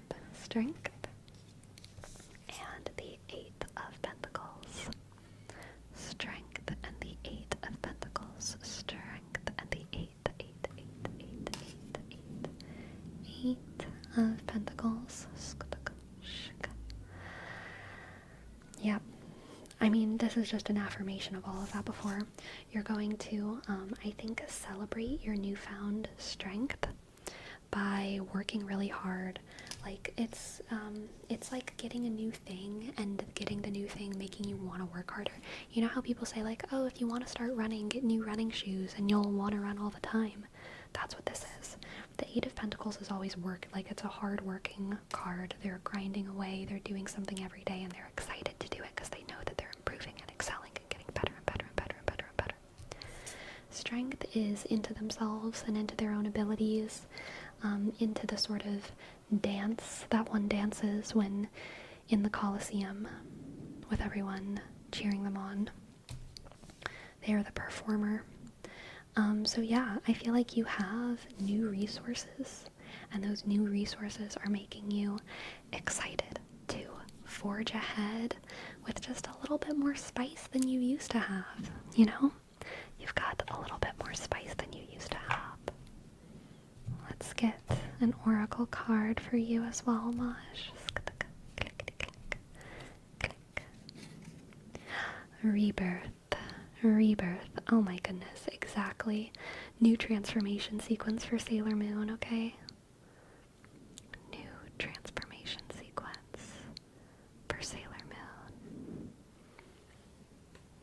You're still you, but you're a shinier version with more layers and more frills and more glitter. Okay. Sailor Maj, exactly. What a happy reading. Okay, this is following my journey of getting my teacher's certificate. Yay, that's so exciting. Sailor Maj, yes. Amazing. Thank you for letting me read for you. What a happy reading. That was lovely. Thank you.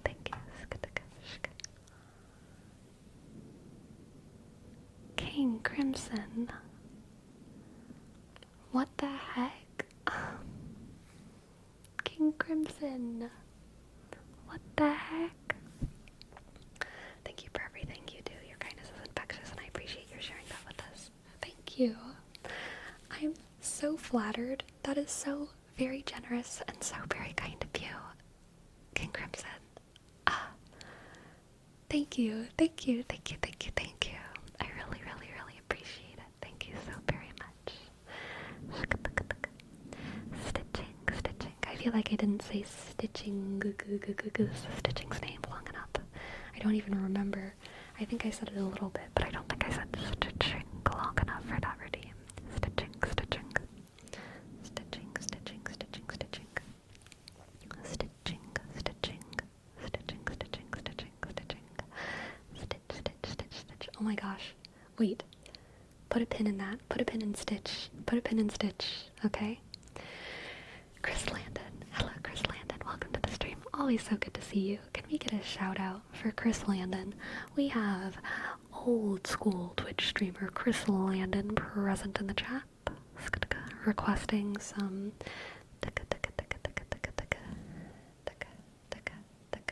hand movements. Best drummer, Chris Landon.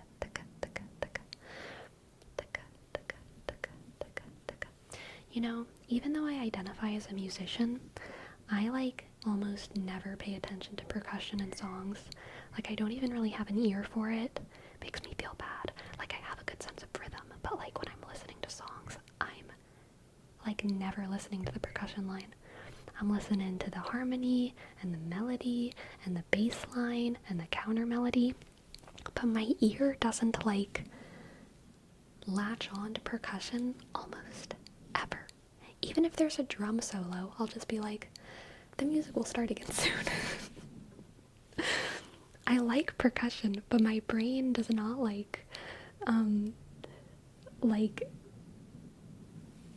it doesn't play with it in the same way that it plays with other instruments. So I don't know what's wrong with me.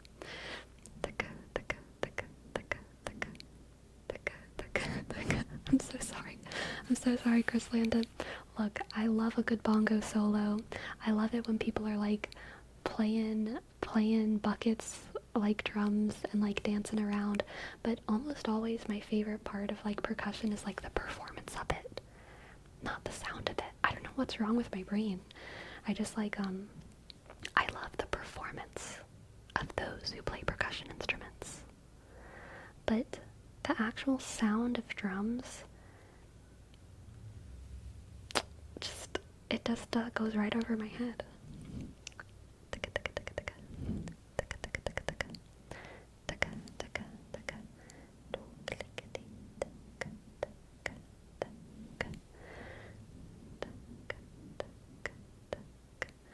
Sculpture is something you bump into when you back up to look at a painting. Oh, yes.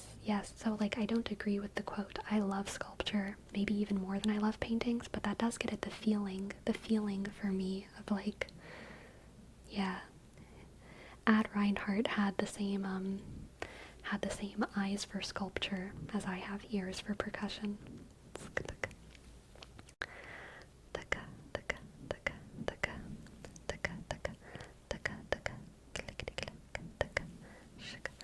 I bet your favorite drums are the steel drums in the Destiny Island theme song from Kingdom Hearts. So I will say steel drums and also bells, xylophones, marimbas. Those are kind of the exception because they sound more like a piano to me. I threw an enter in my dono message. Oh, before the second part, is it possible I could get a reading as well? Definitely. Yes, 100% definitely. Yes, King Crimson. Yes, definitely. Let's see. I would love to give you a tarot reading. I'm gonna pause our redemptions for a minute and do some of these. Casrael, here's your name, Trace. C A click S R A click E double L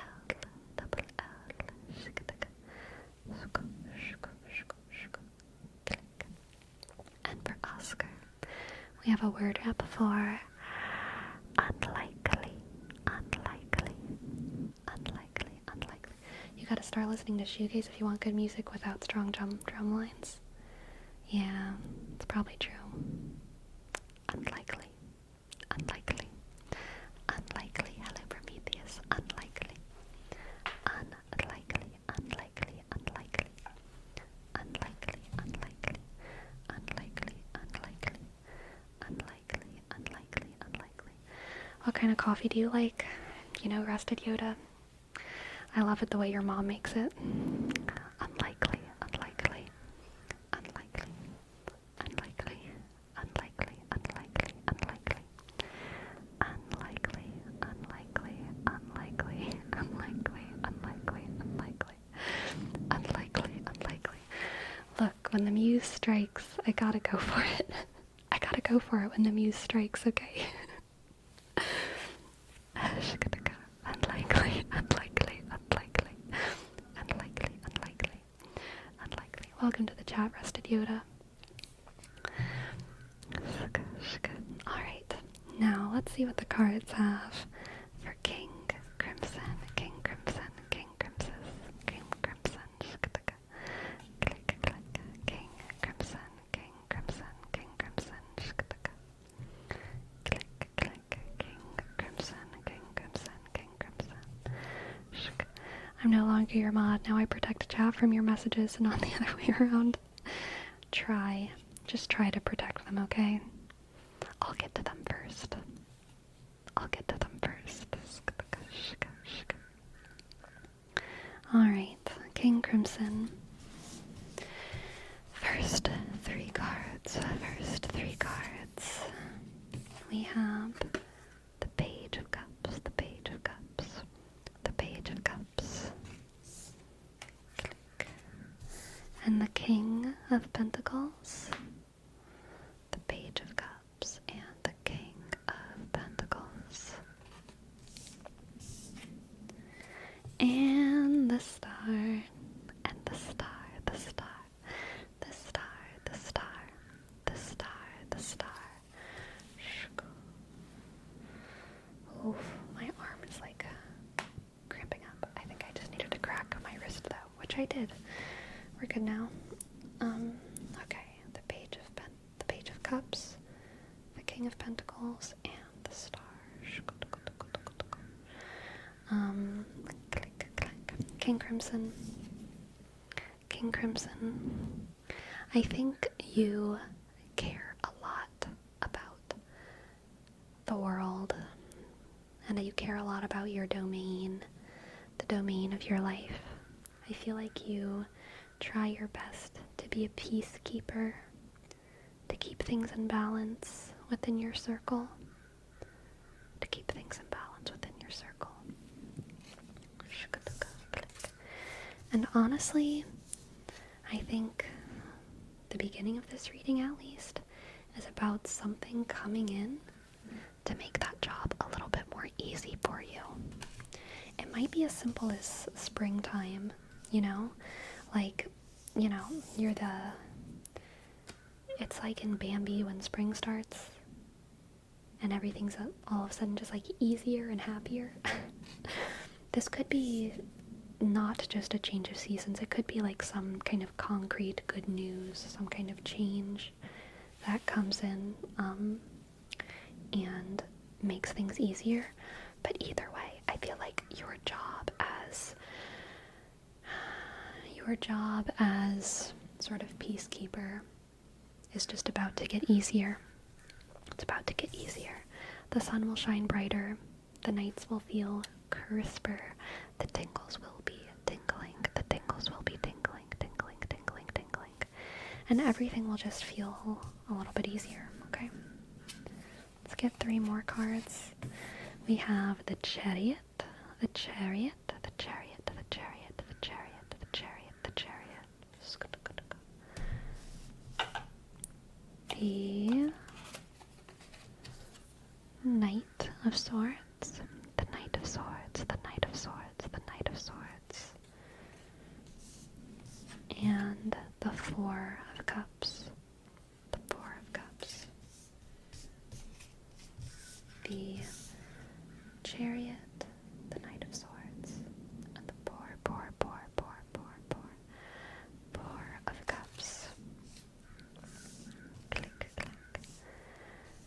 Chariot, the Knight of Swords, the Four of Cups. Okay, interesting. So Crimson, I feel like things are going to get easier, and your life is going to be improving very, very quickly. But even though your life is going to be improving, I do sense a little bit of like this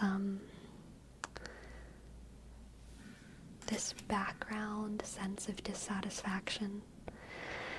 Like, even though things are getting better, even though I don't know if this is what you're going through, but the vibe is kind of like, even though your job is getting better, it doesn't mean you like your job.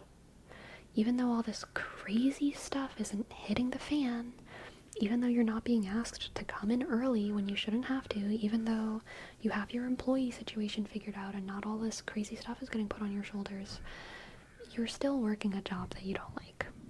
So it's like, things are getting better, things are moving forward, you are going to be healthier and happier, and there's kind of still this sense of dissatisfaction. And I'm even getting the sense that, like, I feel like for a while things have been really stressful and you've like just been hanging on by a thread and you've had to keep going and had to keep going, but it's almost like because things are a little bit easier, because you have time and energy for clarity and to think clearly, that dissatisfaction feels almost even more prescient. Because it's like, you know, this whole time I've been trying to solve my job's problems. Now all of a sudden, I have time and energy to be the problem and to quit. Because maybe saving this business is not my job. And maybe it's time for me to go start working at the restaurant down the street, you know? Go start working at Walmart. Be the problem. Not like cause problems, but you know, it's like you have time and you have clarity to like question your circumstances critically. You're not having to worry about survival anymore. You're not having to worry about survival anymore, so you can go from just surviving into planning. Planning how to make your life better. The Knight of Swords is a schemer, a planner. I'm pretty happy with my job, but I will gladly become the problem at my company. Please don't take any of this as financial advice or business advice. Apply it to your life in whatever way feels appropriate. I'm using job as an analogy. May or may not be about that. May or may not be about that. Let's see. Next three cards we have are the Ten of Swords. The Ten of Swords. The Ten of Swords. The Ten of Swords. The King of Cups. The King of Cups. The King of Cups. The King of Cups. And the Eight of Swords. So, if I am to continue with the job analogy, the Ten of Cups is definitely looking like ending a journey. Yeah, I really get the vibe that like you were fighting for as long as you could, and now things are in a good enough situation for you to end your involvement in it, whatever that thing is. And man, like the journey from the Ten of Swords, the journey from the Ten of Swords to the King of Cups is an absolutely beautiful one, right? It's like you end something and it feels scary, but moment where I wish I had two hands. The vibe for me is like you are sinking and you're not feeling good. You finally have enough clarity and things end, but you like realize that in ending something, you are actually liberating yourself. Does that reversal make sense? Like, you think that you're sinking, but you're actually swimming towards the surface. You think that you're sinking, but you're actually just about to burst out of the surface into your life, where you have ownership and you have freedom. Look at how free the King of Cups is. And the King of Cups, you know what they're free to do more than anything else? They're free to love. The cups are all about emotions, okay? And oftentimes the prime emotion that the cups deal with is love, emotions of the heart. And so the King of Cups is someone who has the privilege of loving without fear of being trapped. A lot of people want to put everything they can into their job because they're very passionate. Someone like a singer or songwriter, they love their work, they'll put all of themselves into it, but the more they actively love it, the more the industry will trap them. The industry abuses their love. This happens to a lot of artists, I think. The industry abuses their love and their passion. The King of Cups has a love that they are free to use without fear of their love being taken advantage of. And obviously this kind of thing happens in relationships as well. You love someone who just takes advantage and traps you instead of frees you. So, I feel like this is a movement for you from being trapped to being free, and specifically being free to love. And I think that this is kind of nerve-wracking because it's uncharted territory. And this Ten of Swords is kind of relating to this Eight of Swords here. It's pretty scary feeling like you're sinking and not knowing what's on the other side. Dang, doesn't this look like the surface of the sea as well? Doesn't that look like the surface of the sea? You can so imagine that all it takes is a change of perspective to realize that you're about to burst out into the open. But while you're sinking, it's very scary. It's very scary. And that fear is reasonable. But you are strong, King Crimson. You are strong. And you can do it. You can hold your breath. Up is down, and you've got this. We also have the Hermit. Another water card. Another water card.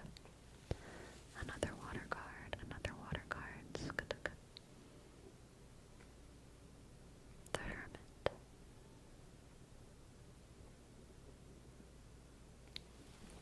I think you're about to learn a lot about yourself on this journey, King Crimson.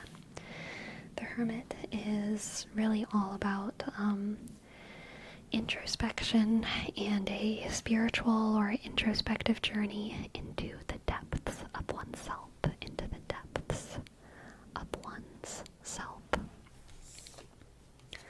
And it is in that depths that they find the light. That's, oh gosh, I'm loving this like sinking, bursting out of the sea analogy. And the classic Rider-Waite Tarot, the Hermit is walking in the dark with just a lamp in front of them. And the Hermit is following the light of the lamp, right? So the idea of sinking and not understanding what your destination is, but knowing that there's a light that you're going towards. You can't see the end of the tunnel. All you can see is the light right in front of you, and you're going to keep walking towards it. But eventually, that light is going to turn into the sky. Sinking into the depths, you will find your freedom.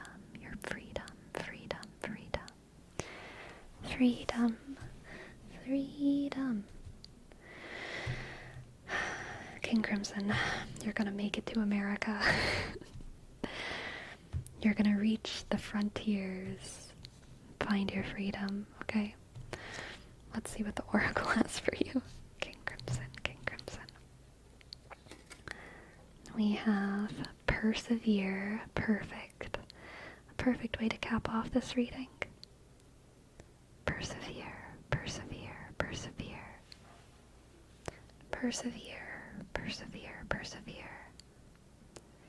It's kind of like whenever people, do not take this as financial advice. Oh God, do not take this as financial advice. It's kind of like when people talk about like surviving the dips in Bitcoin. You know what I mean? Like when people are like, just stay in it. Just stay in the Bitcoin. Even as it goes down. Just stay in it. Because eventually it'll shoot back up again, okay? And it'll all be worth it. That's the vibe. Stick with it, King Crimson. You're doing good work. Stick with it, King Crimson. You're doing good work. Persevere. Persevere through the valleys. You will find the sun. You will find your freedom. Sometimes it feels like you're going crazy, but you just gotta stick with it, okay? You're doing good. You're doing good. Thank you so much for letting me read for you, Crimson. That was a very hopeful reading. I love the analogy that will definitely not cause problems at my job or become a Bitcoin guy. Thank goodness. Thank goodness. Thank you so much. I hope you enjoyed.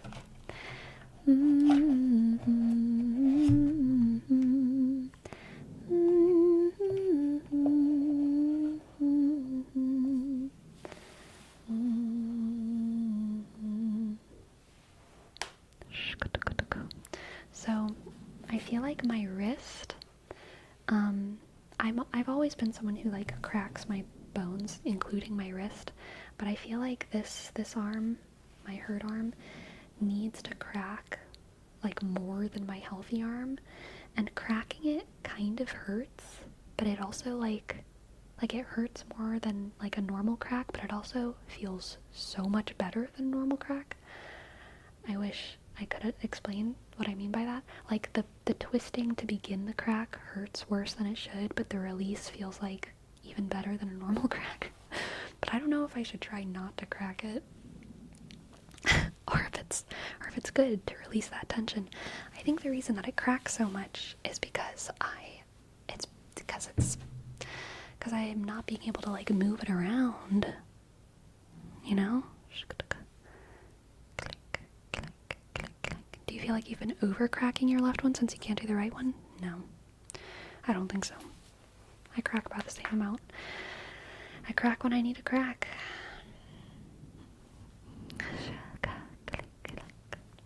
Also, Destructicon, thank you so much for gifting a sub to Vidge. Thank you, Destructicon. Thank you, Destructicon, for gifting a sub to VI.G. Click I.L.F. Two. Thank you, bitch. Thank you. As someone that uses Google for medical advice, you probably shouldn't force the crack if it hurts on the injured arm. Okay, that's fair. Are you putting the disclaimer for your Google medical advice? Yep. Good. Very good. So the swelling has almost completely gone down now. I can't even see the swelling from the front. Like if I stack my arms like this next to each other, I can't see the swelling. I can only see the swelling if I look from the side at my elbow. It still looks a little bit swollen at the bottom. No more forearm, baby. Yep, no more forearm, baby. Did you land on your elbow on my hand? So I landed on my hand. I landed with my arm extended. My palm hit the ground, but my wrist is fine, which is honestly, like, amazing. I might have, like, very, very minorly twisted my wrist, but like the rest of the pain was so bad that like I didn't even really notice the wrist. The wrist got better within like a day. So like my wrist was fine, even though I landed like this. But when I landed like this, I heard it snap, which is why I was afraid it was broken. Turns out both sprains and tendon issues, there can be like an audible pop. I heard 2 pops. I remember it so clearly, I think because like my adrenaline was like out the wazoo, but like, yeah, like I heard and felt 2 pops, and both of the pops sounded like they were coming from around my elbow and a little bit underneath.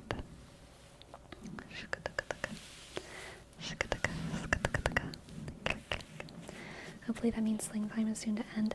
Yeah, so like I can tell that I'm getting a lot of my mobility back, but my arm is like heavy. Like just now whenever I traced my arm with my other hand, I like used my hand to lift up my arm because it doesn't like to lift itself up, but it can bend.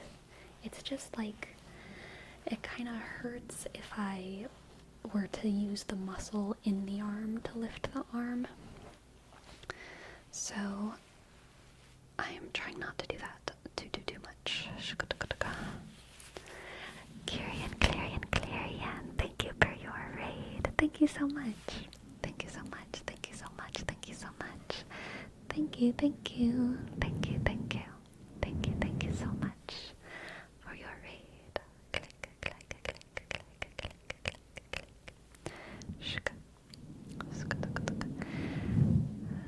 Here's some beautiful people for you. Aw, thank you. Hope you're doing fine. We played League of Legends today. And after many good matches, I decided to bring them here to relax with you. Oh, I am so flattered. Thank you so much. Thank you so much for stopping by. Thank you so much. I have been considering playing League again myself. It's been a long time. But one of my friends plays League, and they invited me to play with them, and I was like, do I do it again? Do I do it again? Do I fall for the League trap once again? But I'm still enjoying Hearthstone a ton, so maybe I'll just stick to that, honestly.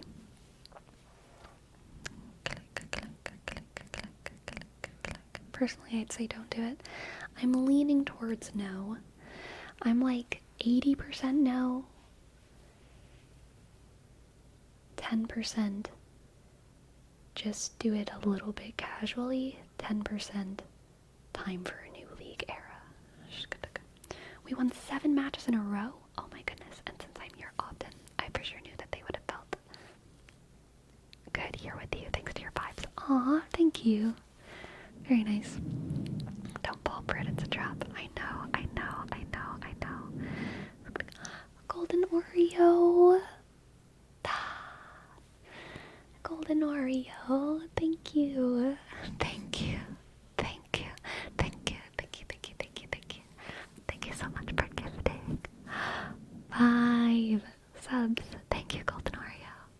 Thank you.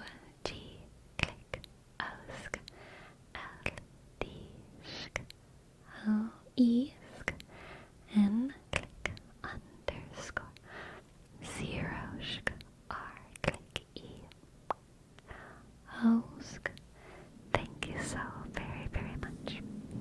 We're mostly Italian people, since it's an Italian stream, but most of us know English. Oh, very nice. Very nice. Good.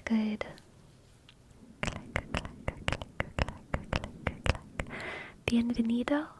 Is that welcome in Italian? Bienvenido? I think, but maybe I'm wrong. It is in Spanish? Oh gosh, maybe I just got them mixed up. Benvenuti.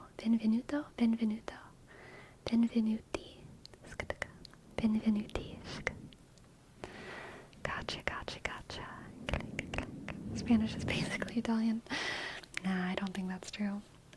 Jose, thank you. Thanks for gifting us up, Jose. Thank you. J, click,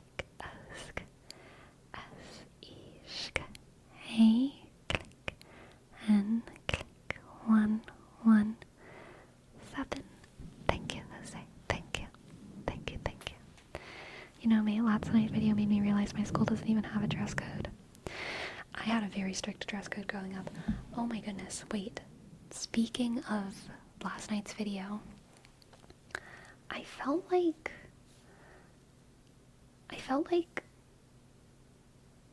some people thought that that counselor was too good. There were people commending that counselor in the comments. And when I was doing the video, that wasn't exactly the goal. She wasn't supposed to be like bad, but she was supposed to just be like, like an employee. Like, guidance counselors have no expertise in anything for most schools. You don't need to have a degree. I mean, I think you have to probably have some kind of certification to work with kids, but like, you're not a therapist, you're not a psychologist, you're not a teacher. So the certifications are like very, very flimsy. And I mean, at least in my experience, guidance counselors are like kind-hearted idiots. And so that was kind of how she was supposed to be.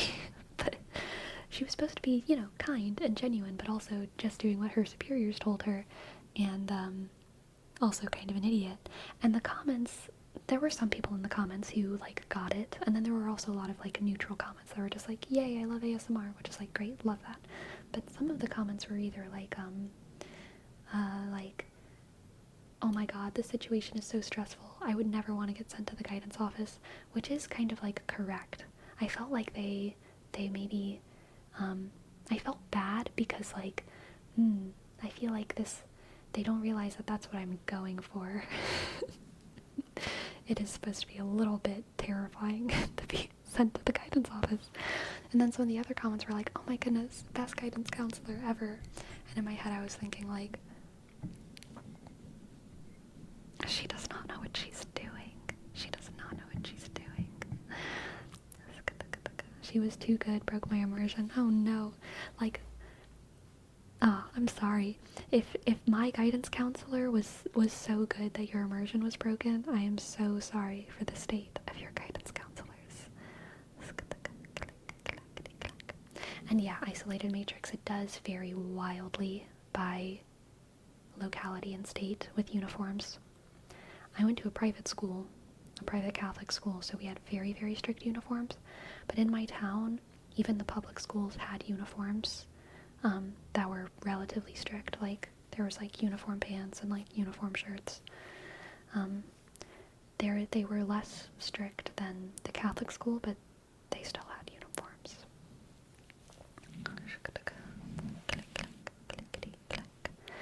How bad is your eyesight?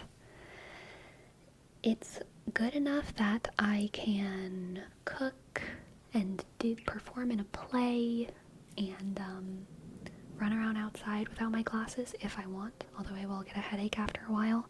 But it's bad enough that I can't read, can't do anything at the computer, can't watch a play because I won't be able to recognize who anyone is until they talk.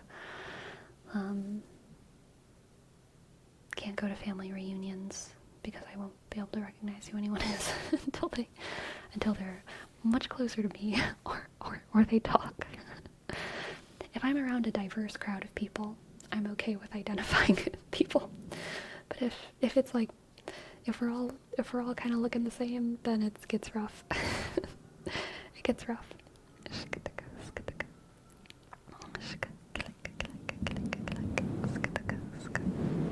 What about watching a movie? I would much rather watch a movie with my glasses. For sure. Yeah, that would not be fun without glasses.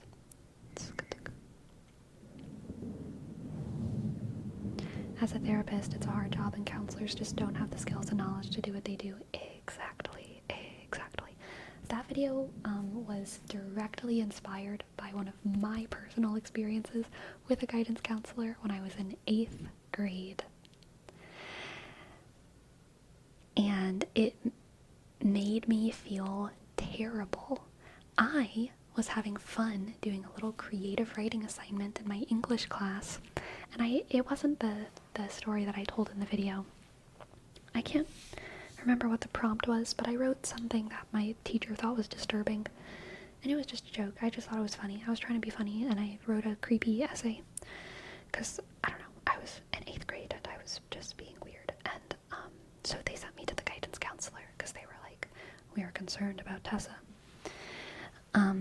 And it made me feel so paranoid, because I was like, oh god, I can't make jokes in this school.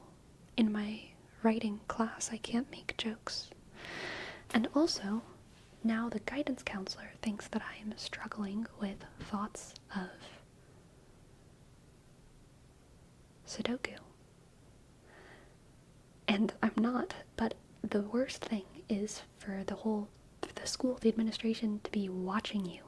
And the administration was watching me, okay? The administration was watching me for like a week after I wrote that essay. And I felt paranoid because I could see them. It made me paranoid, but correctly paranoid, because they were really watching me. And drove me crazy. Did not make me feel good whenever they brought me in. And they did call my parents, and my parents did assure them, like, she was just joking. But they don't care. They're still watching you now. Sometimes feels like it.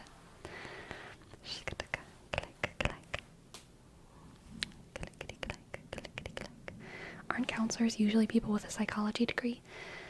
No. I mean, they might, but you don't have to. I don't think the counselor doesn't really mean anything. Like, you would assume that they have some kind of expertise, but I'm pretty sure to be a counselor in the US, that's not required. Now, obviously, if a school is looking at a stack of resumes and one person applying to be a counselor has a degree and one person doesn't, they'd probably opt for the person with the degree. But like, yeah, I don't think it's like a necessary requirement. You don't even have to be especially good at giving counsel to be a counselor in the United States. Yeah.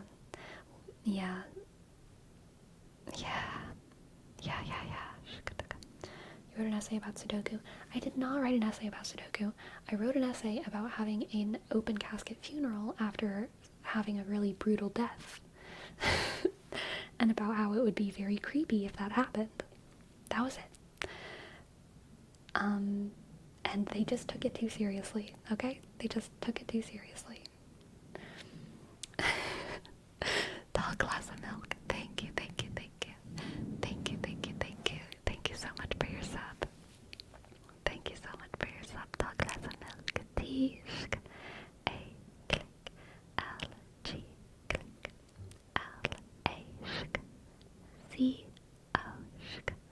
M click click. I dot L K sk sk. Thank you, tall glass of milk. How would you have reacted if a student you probably didn't know that will give you that essay? I understand. I'm not saying they shouldn't have sent me to the guidance counselor. I'm just saying that being sent to the guidance counselor is terrifying, okay? And also I'm saying that counselors are not good at handling those situations. That's all I'm saying. I understand the sending me, but, it was very weird. Alright. Tall glass of milk has triggered an event. Okay. Class, I have a very important question to ask you, okay? I have a very important question to ask you. And if you answer the question correctly, you'll win back scratches for everyone, okay? You'll win back scratches for everyone. So, listen up. Here's the question. What is the capital of Wyoming? What is the capital of Wyoming? And here's your hint. Y-sk, O-Y-shk, is Ansk, shy, click. Y-sk, O-Y-sk, is Ansk, so shy, click. Y-O-Y-sk, shy? Why, oh why is Anne so shy? Why, oh why is Anne so shy? Why, oh why is Anne so shy? Why is Anne so shy? Why is Anne so shy? Vitch, Agan, Green Ninja, Tall Glass of Milk, Loser Mars, Digital Sunset, Jose, KFC Serbia,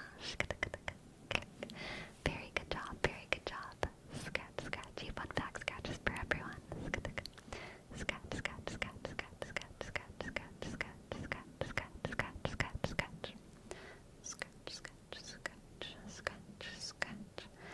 Scratch, scratch, scratch, scratch, scratch. Scratch, scratch, scratch, scratch, scratch, scratch. Scratch, scratch, scratch, scratch. Scratch, scratch, scratch, scratch, scratch, scratch, scratch.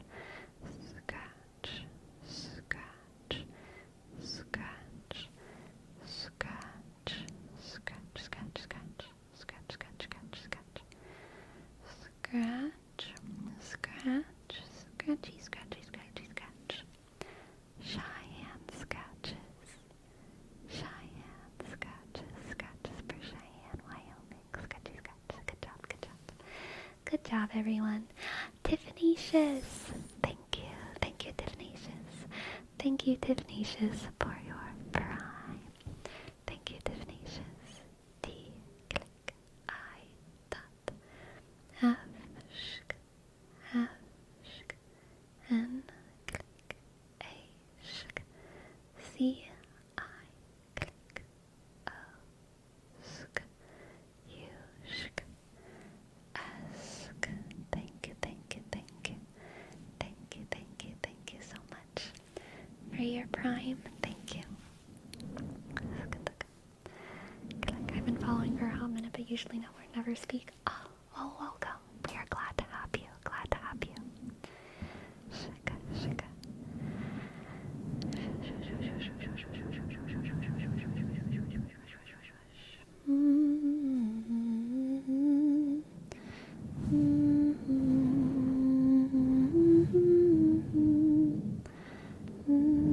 Sleepy, are you actually good at Tetris, or is it just a role play?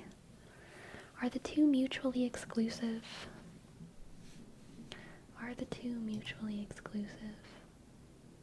I don't think so.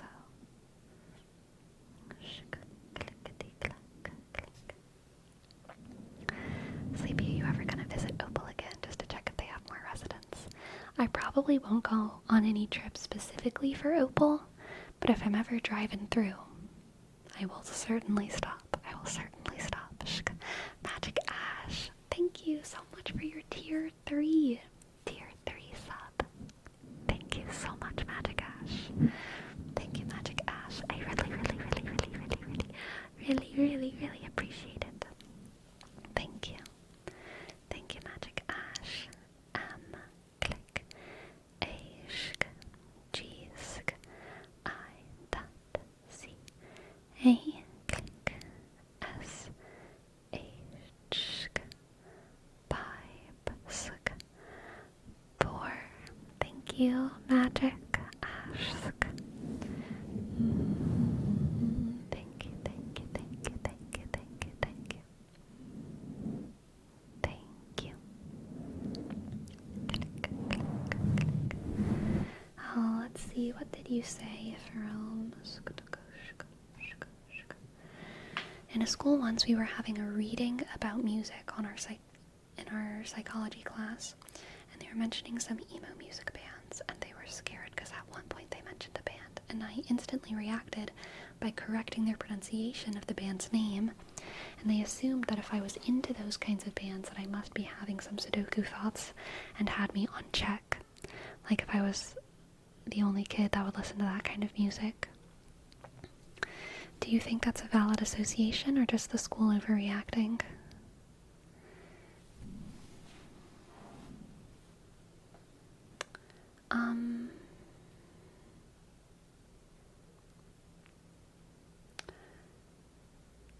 So not to call you out here for Rome, but I have a feeling that if someone else who was like super bubbly and super happy and like maybe a nerd, like a language nerd who was like really into pop culture and enthusiastic, if they had done the same correction, the school might not have been as concerned. But maybe if there were other things that made the school concerned, maybe if you said it angrily, maybe if you corrected them with a growl under your breath, and then, as Sarah J. Maas would say, your eyes darkened, and you looked into the eyes of your teacher and said, say it right next time, then, like, you know, maybe they had valid concern. But, like, I don't know the whole situation. I think it depends on the teacher, it depends on the context. I don't know. Did he bite his upper lip? I hope not. That would be a different issue. But, like, I mean, so, like, as a teacher, teachers care about their students. Teachers are in a situation where sometimes they know that they care about, well, okay, not about, gosh, how do I want to say this?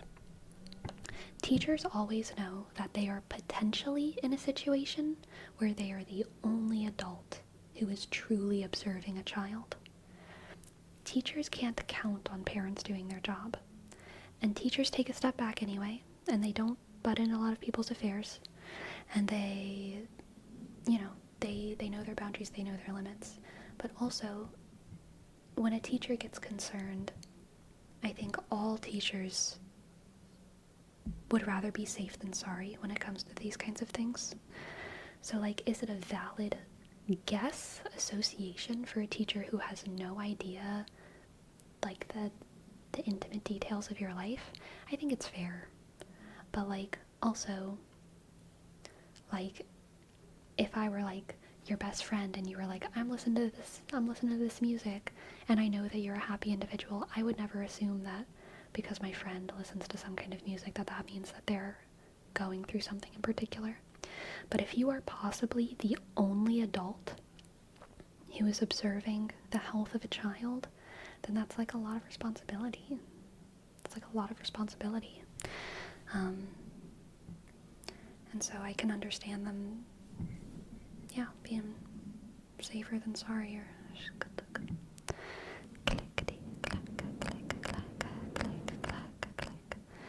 that was insightful. Sleepy has a child of 2 teachers. That's a very fair and truthful point. I'm glad you agree, Prometheus. Ace Master, thank you. Thank you so much for gifting a sub. Thank you, Ace Master. Thank you. Thank you, Ace Master. Thank you, Ace Master. Thank you. Thank you, Ace Master. A click. C E shk. M click. A shk. S T click. R shk. 2 0 shk. Thank you, Ace Master. Thank you, Ace Master. Now that you put it like that, makes sense. I just felt bad because it was like I was walking on eggshells and watched all the time about what I would do. Yeah, I felt the same in high school. I felt like I was watched, even when I knew that I was being cared for, and it frustrated me. But it's understandable.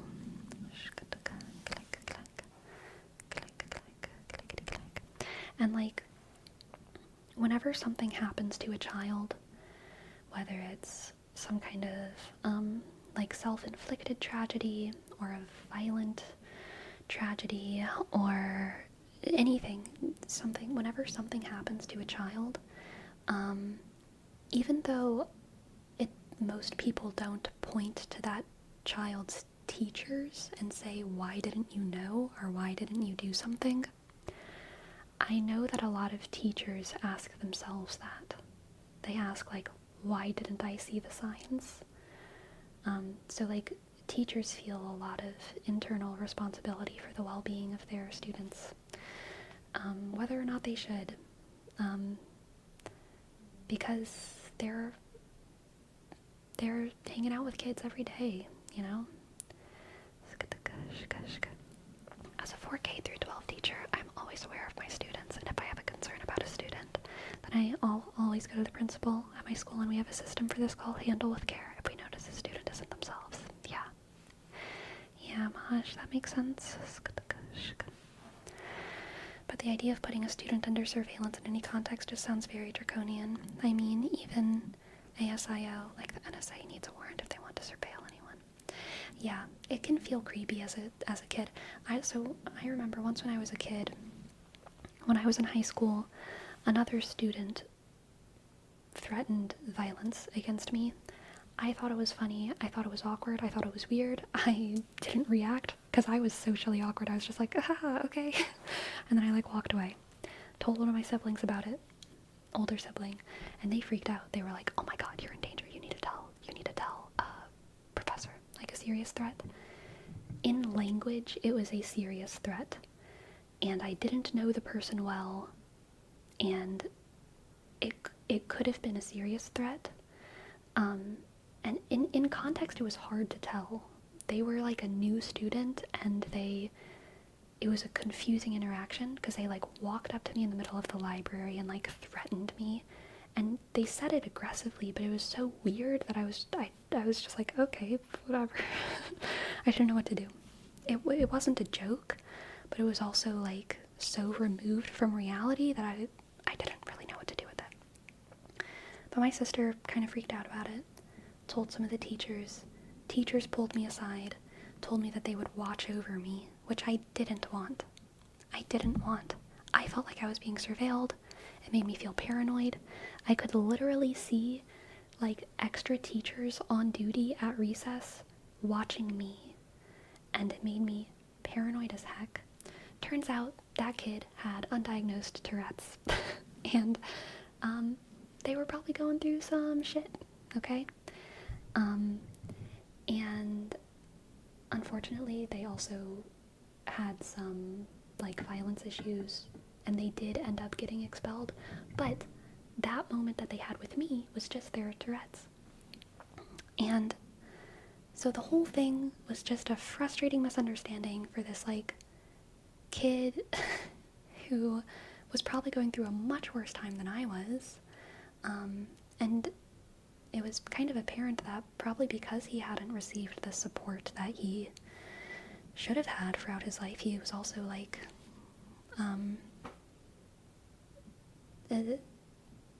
having some emotional damage from it on top of the Tourette's, which sucks. Ruinesque, hello, thank you for your raid, thank you, Ruinesque, thank you for your raid.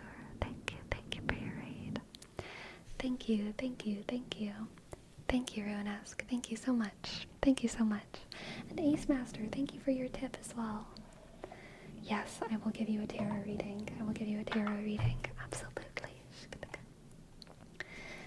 Still though, it's fair enough they keep watch over you if you're threatened. That's exactly what I'm saying. I was saying that story in response to your point about how surveillance is bad. Even though that surveillance felt uncomfortable and I hated it, I know it was the right thing for those teachers to do, and it was necessary, and that's why it's okay. Teachers, schools, you gotta look after kids. You gotta, kids don't know what they're doing. Part of the reason why it's bad to surveil adults is because adults deserve a lot of autonomy and freedom and privacy. Kids deserve some freedom and autonomy and privacy, but not as much as adults. Because kids are stupid, Kids are stupid, and they will make mistakes, and they won't understand warning signs, and kids have to learn how to protect themselves, and so that's why children have less rights. That is why children have less rights.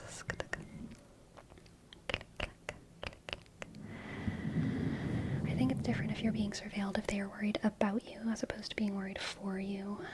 I understand the distinction that you're making, but I don't think they're super, super different. From a school's point of view. I remember my friend promised to buy me a soda at the vending machine, and he joked and said he wasn't gonna, and I said if I didn't I'd hurt him in a joking way. They called us both down and asked him if he felt scared, and we were both confused because he knew it was a joke, and they sent us back to class. Yeah. Hi, Ruinesque. I'm doing great tonight. I hope you're doing well. Thank you for your raid. Thank you. We're talking about, teachers. Teachers and schools and surveillance as a child. Because if they hadn't surveilled and something did happen, it would have affected really poorly on their ability to take care of the students. Yeah, like, the only thing I feel bad about in that situation is that I don't think the kid who threatened me, I mean, I don't know his full story. I don't know how much care he got, but I'm pretty sure he deserved more support than he got prior to the event. Like, being like, 15 and having undiagnosed Tourette's is like pretty rough. Like, that's pretty late. I feel like that's pretty late. If it's severe enough that you're threatening people. So like, I feel like he didn't have enough of a framework at home, which sucks. He was expelled under kind of like sketchy circumstances as well, so I always felt bad for him because I felt like I was involved in his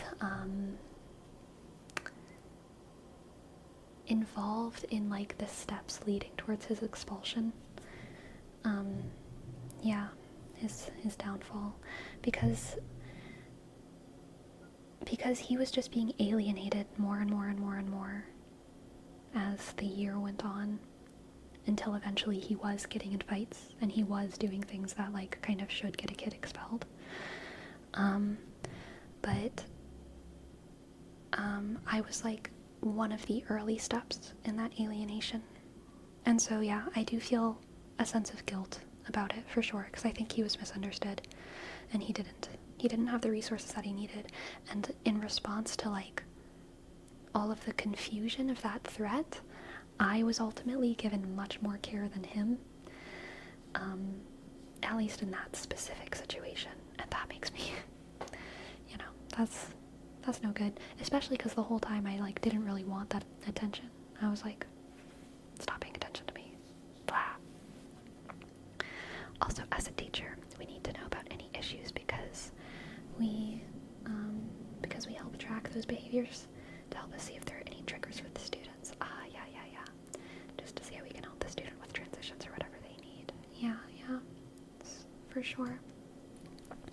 The violence background varies drastically depending on the context of the school, so I don't think we can have a good judgment of the justice of the measures of vigilance applied in this case. Sleepy is commenting. Can you provide some of the social economic background so we can understand? I don't know his family, like, I don't know. And also, I don't want to give too many details just for like probably privacy reasons, but I don't know. I mean, I don't know. It was a private school, so like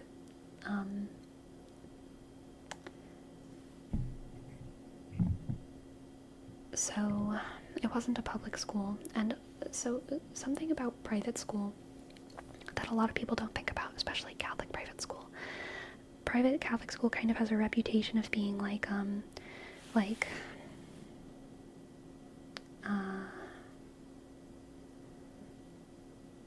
hoity-toity, goody two-shoes kids from rich families, but depending on your area, that's definitely not the case. Where I grew up in the South, like Louisiana, Alabama, Mississippi, there's a lot of parents who are like low income or like lower middle class. Because the public system is so violent and so bad, they sacrifice everything to send their kids to private school. Their kids have one uniform. They don't have extra shirts. They don't have they wear those uniform shoes till they're falling apart. They're no vacations, no fancy stuff, because they sacrifice everything to send their kids to private school. So that's like a kind of thing that's happening in the South. So not everyone who goes to these schools is like living a decadent or extravagant life. And a lot of them are coming from homes where their parents are both working 60, 70, 80 hours a week. Both parents. And then there's some people who are like coming from more wealthy families, so like both happen. And then another thing is that a lot of people send troubled kids to private schools, especially private religiously affiliated schools, because there's less bullying. Public schools have much worse bullying. My school, like, bullying is in every school, but like really, like, being a nice person was so cool in my school, which I'm very glad about, because I know my bullying experience wasn't near as bad as some like other crazy stories that I've heard from the US. But because of that, a lot of troubled kids or kids who have like a bad track record go to private schools, especially religious affiliated schools. And so there's some people like that in classes, people who have like social issues, whether diagnosed or undiagnosed. And so I kind of think that that was his situation. Like he was troubled, and so they sent him to the private Catholic school. I don't know anything about his family, but, and also like whenever you do have psychological issues, a lot of certain markers of class become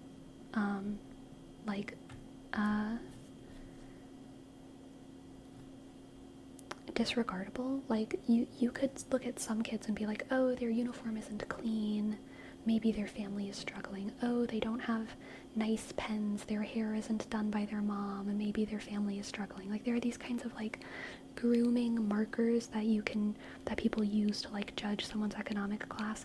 But as soon as anyone has any kind of anxiety, depression, any kind of thing that they're going through, those markers become useless, because like no matter how well off your family is, if you're losing it every day, then like your shirt's gonna be untucked and your pants are gonna be dirty and your shoes are gonna be full of holes. So like I really don't know what his background was. I would say his shirt was usually untucked. But like whatever. All of us are going through it. We don't need to psychoanalyze this one old kid. I hope he's doing well now. That's all I can say for him. I hope he's doing well now.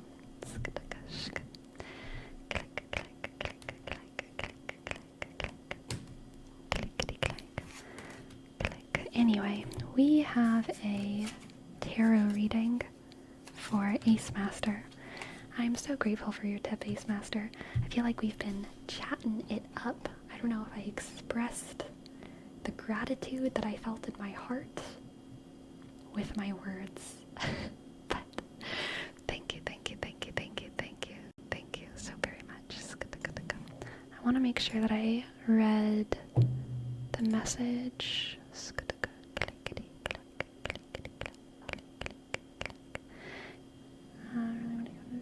Okay, just a general tarot reading. Cool beans.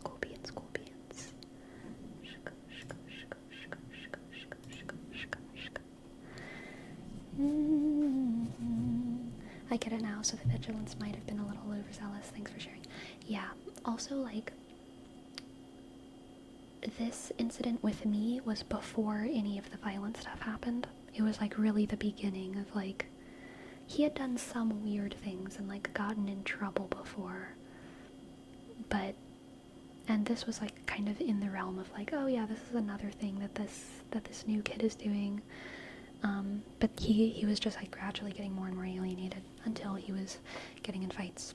I think he got in like 4 fights, and fights did not happen at my school. These were like the only fights that happened in my, well no, I think there was 5 fights total that happened in all of my high school years, and 4 of them were this one kid. Cause like, it was just a very, when it came to like, discipline, it was a pretty good school. Kids weren't getting in fights. Okay. Ace Master. Let's see what the cards have for you. For you.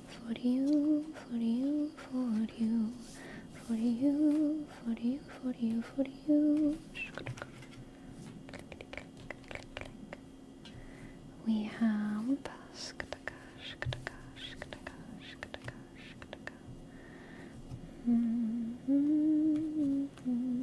let's see. We have the Empress, the Empress, the Empress, the Empress.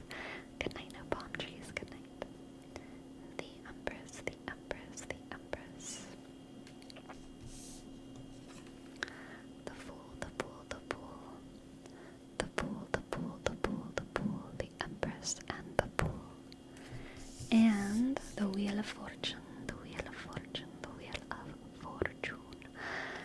Ooh, very interesting. Surprise fertility. But, let's read that with a little bit more nuance. Shaka, shaka. Ace Master, I think that you are, heading towards something beautiful, and you have no idea how beautiful it is. Okay? That's what I mean by surprise fertility. You are walking towards a sunset off of a cliff, okay? Because the sunset is beautiful. Because the sunset is beautiful. You're gonna get to the edge of that cliff and realize that at the bottom of that cliff is an enormous field of the most gorgeous tulips, rainbow tulips you've ever seen in your life. And there's gonna be butterflies bursting out of it and Fantasia music playing. And you're gonna be like, oh my god, I just thought I was seeing a sunset, but I think I'm seeing something so much more beautiful, okay? Something so much more beautiful. And that's what I mean. You are walking towards something, and you have no idea just how beautiful it's about to become, okay? Let's see.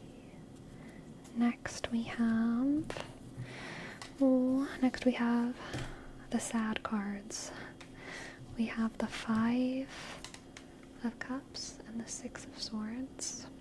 The 5 of Cups and the 6 of Swords. And the 3 of Swords. Okay, so I think this is what's behind you, Ace Master. The vibe is truly like there's a storm behind you.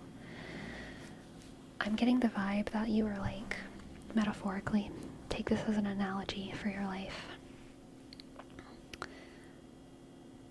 You're laying in the rain, and it feels sad as heck. And you're on the hard stone canyon ground, and the water is pooling around you. And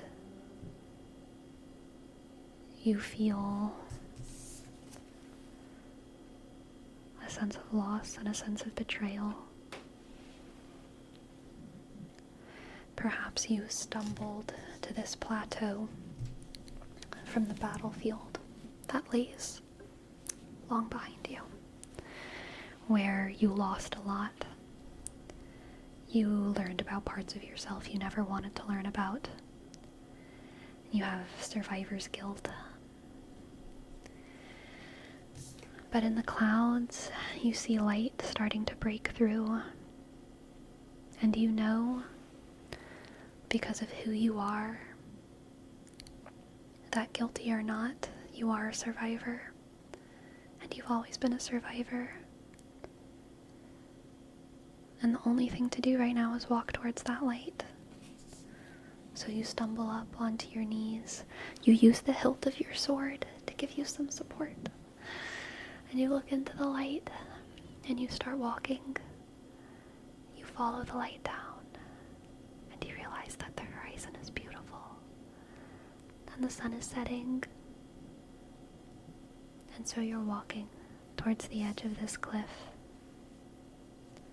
You're walking towards the edge of this cliff. We're going to shift our analogy a little bit, okay? You're walking towards the edge of the cliff to see a sunset.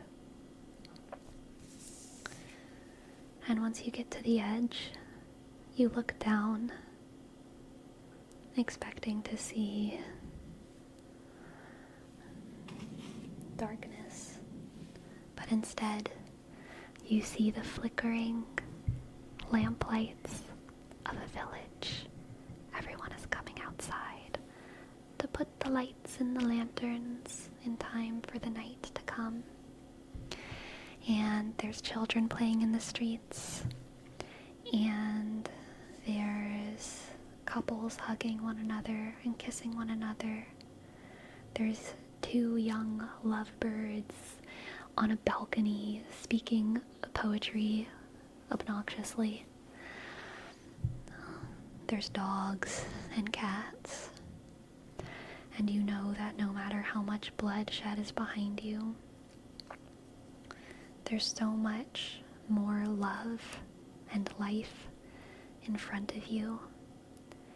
And that just because one horrible, horrible battle happened doesn't mean that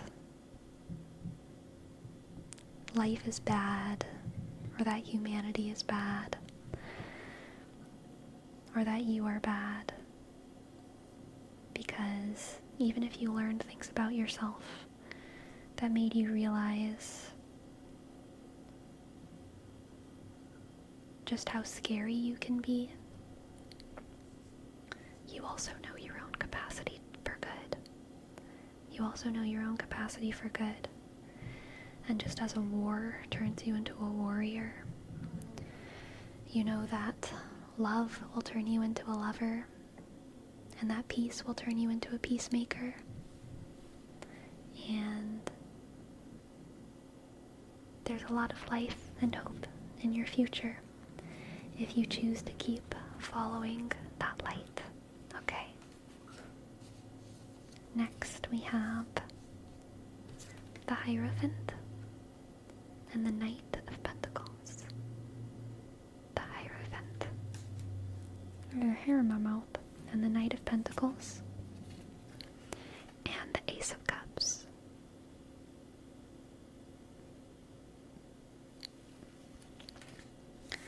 The Hierophant, the Knight of Pentacles, and the Ace of Cups.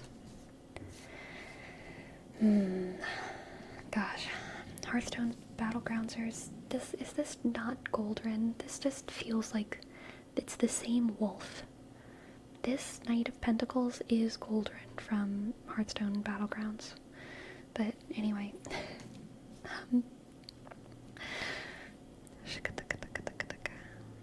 Ace Master. A leader and a teacher must know both sorts of potential that people have. I think that because of your experiences, I don't know what you've experienced, Ace Master, but I think that because of the experiences that you've had in the world, you can see people's capacity for good and people's capacity for evil, and you have an understanding of like how to nurture someone's good, and also, you know, how to like not nurture their bad. If that makes sense. If that makes sense, you're very aware of people's potential.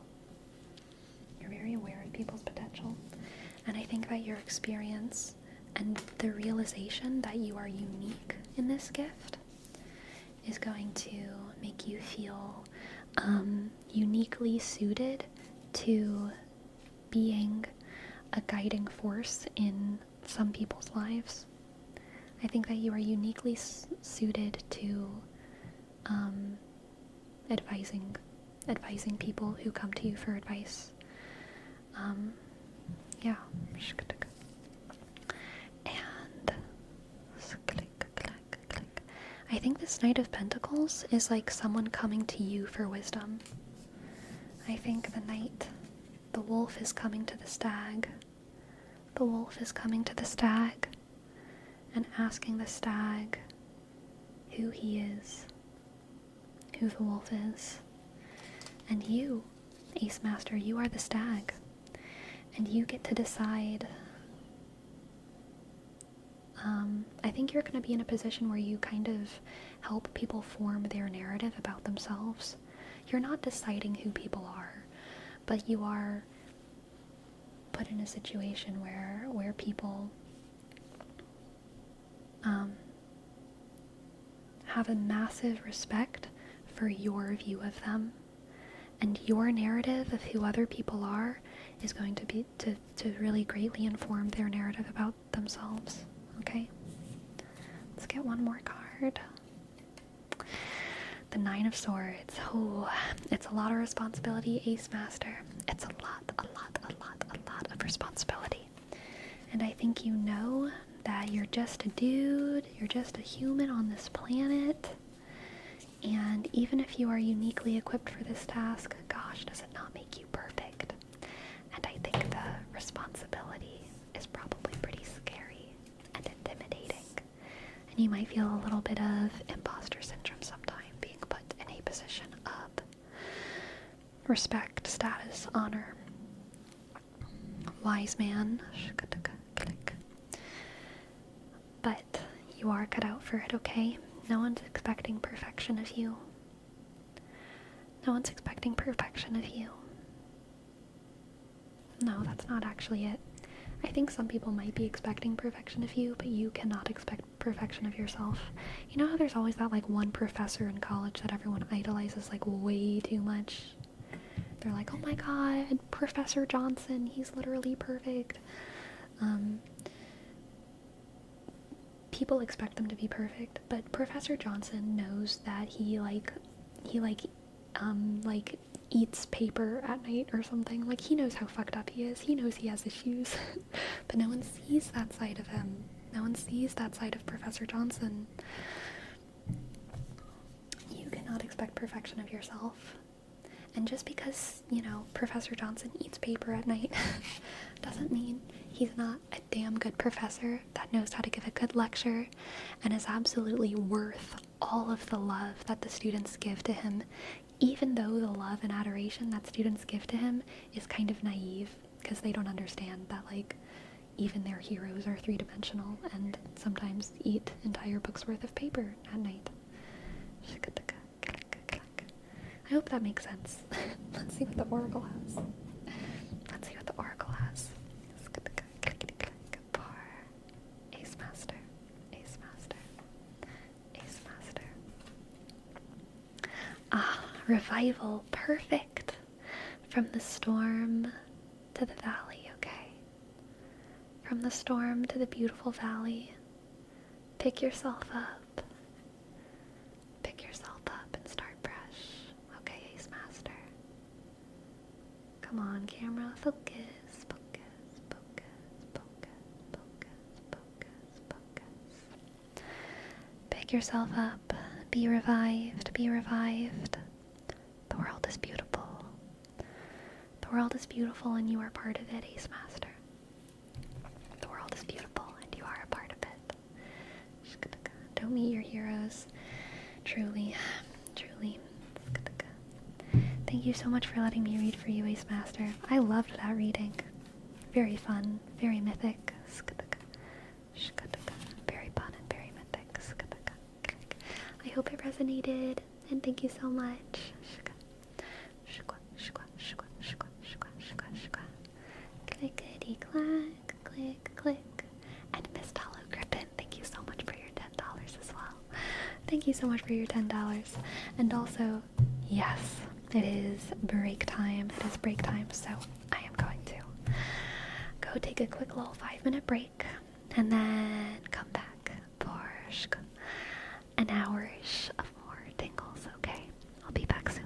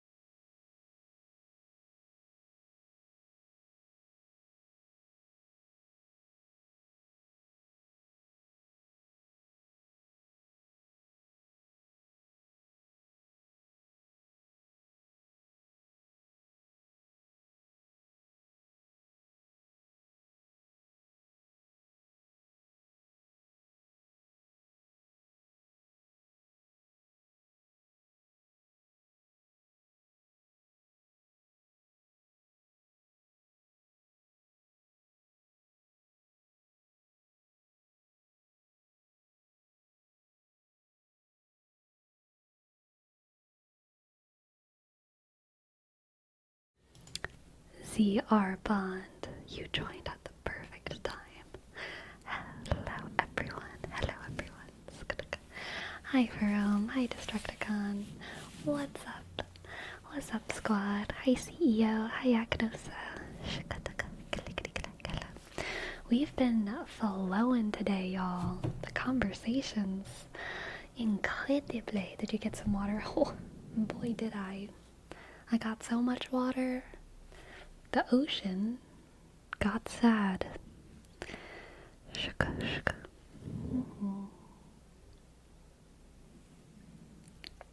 Shka. Welcome back, Dolly Joel. Welcome back, Dolly Joel. Bum ba bum ba bum ba da ba da da ba.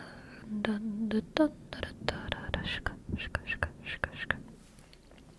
Hey, Sleepy, I got a 13-minute infinity edge. Are you proud of me? Oh my god, are you trying to trigger my League of Legends response? Not gonna lie though, I never play fighter characters or ADC, so I don't even really know what's standard. I don't even know. Okay, so like League of Legends games got a lot faster in like what, season 4? Season like 5? But I think I started playing in season 3, and season 3, 4, and 5 were the seasons when I played the most. And so in my head, a League of Legends game is like 45 minutes. But like an actual game now is like 20 minutes, 25 minutes sometimes. I feel like League of Legends games have like gotten so much shorter. Every time I come back to League, I'm like, I feel like these games go so much faster. So I don't even know. Is a 13-minute Infinity Edge, is that good? Is that bad? Sounds good. I don't know. The good old days of playing Scion support when he was able to stun. Damn. It's okay. Scion's still broken. At least as of like last year I played a little bit of League. Season 4 was good. That was my first season. Haven't played since season 10 or so, I think. Is it really season 10 now? Wait, no. What season is it? If you haven't played since season 10, then it's like an even later season. Jesus. But yeah, it's 14, season 14. That's wild. Oh my gosh, I feel so wizened with my years. Yeah, I mean, I remember back in the day, it wasn't like super unusual for a game to last an hour. Like, games didn't usually last an hour, but if I was gonna play a League of Legends game, I always made sure I had an hour. Like, just in case. You know? Like, because a normal game was like 40 to 45 minutes. FF is still at 20, so I think you steamrolled them with 25 minutes is normal, but 45 at my level. Nice. League games can be deceptively long, for sure. Ooh. That's one of those things that late people do. People who are chronically late, they always assume that a game is going to be its shortest option of time rather than its longest option of time. Y'all, I don't care what season it is. I don't care if it's season 20. If you don't have 45 minutes, don't play a League of Legends game, okay? If you've got somewhere to be, don't please, for the sake of the entire world, please don't start a League of Legends game, okay? Please. Christina T, thank you for your prime. Thank you. Thank you for your prime, Christina. Thank you. Thank you, Christina. C-H, click, R-sh, I-S-T dot I-sh, and click, A-sh, underscore, T, click, E-sh, A-sh. I can't imagine any League player I know having an active social life. I feel like I've known a lot of League players with social lives. I don't know.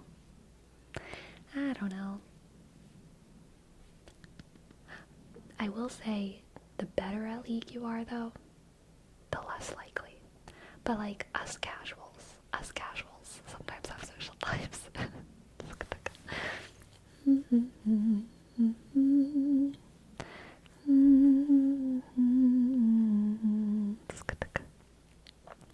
I remember I had a roommate in college that was always late to class. Sorry, I started a league game and couldn't leave because it was ranked. Bad time management, y'all. Oh, it's a pet peeve. Oh, it's a pet peeve. It's such a pet peeve.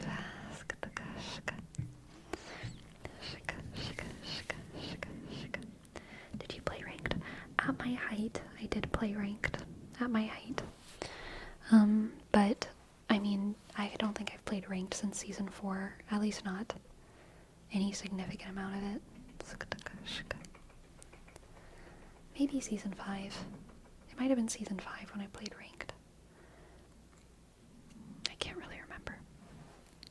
At your height, what height do we need to play ranked? 5'9". Yes, exactly. I hated playing ranked because my friends would take it so seriously and I wanted to have fun. Yeah. Check.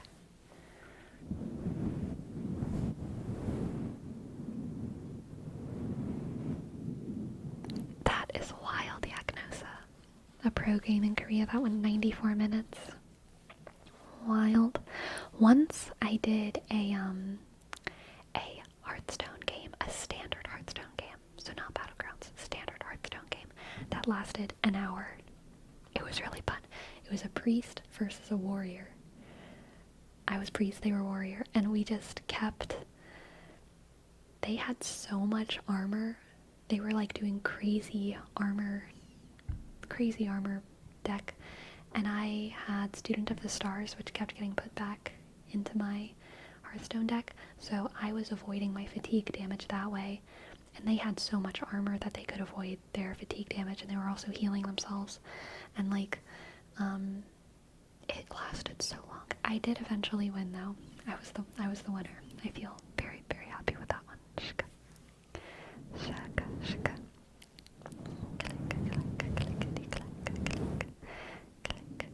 Student of the Stars must have been exponentially growing. It was huge. It was huge by the end.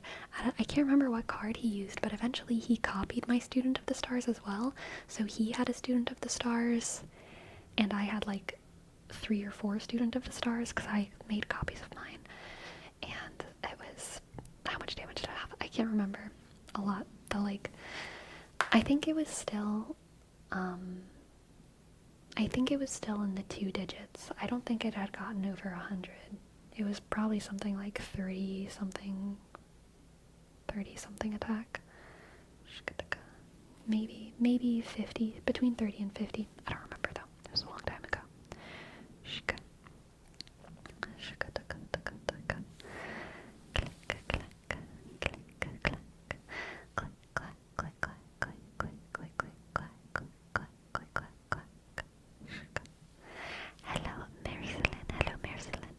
Marcelin, that's so pretty. Pretty name. Marcelin. Kind of sounds like the name Mercy Lynn. Mercy Lynn sounds like a Utah name, but Marcelin sounds like Utah girl going to the city.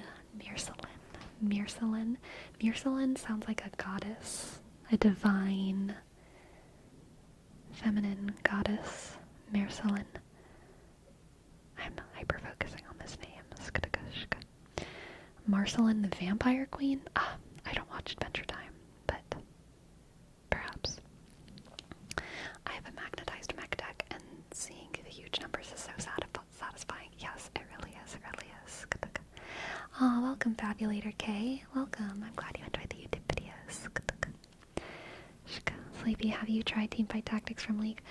People keep telling me to try Magic the Gathering and to try Teamfight Tactics because I'm into Hearthstone, but y'all, I'm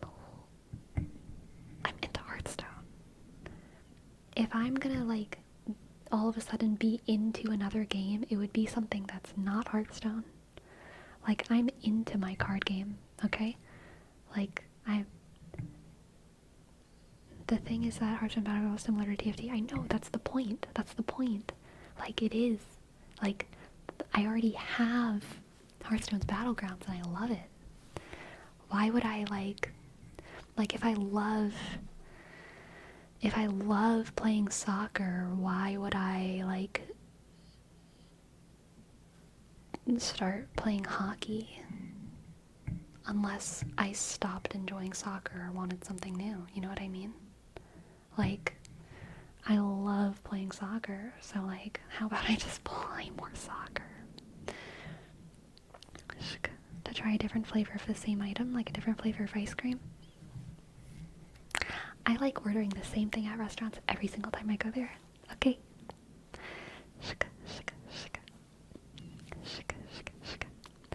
Because it's cold and you want to be violent? That's fair reasoning, Hagen. That's fair. That's fair.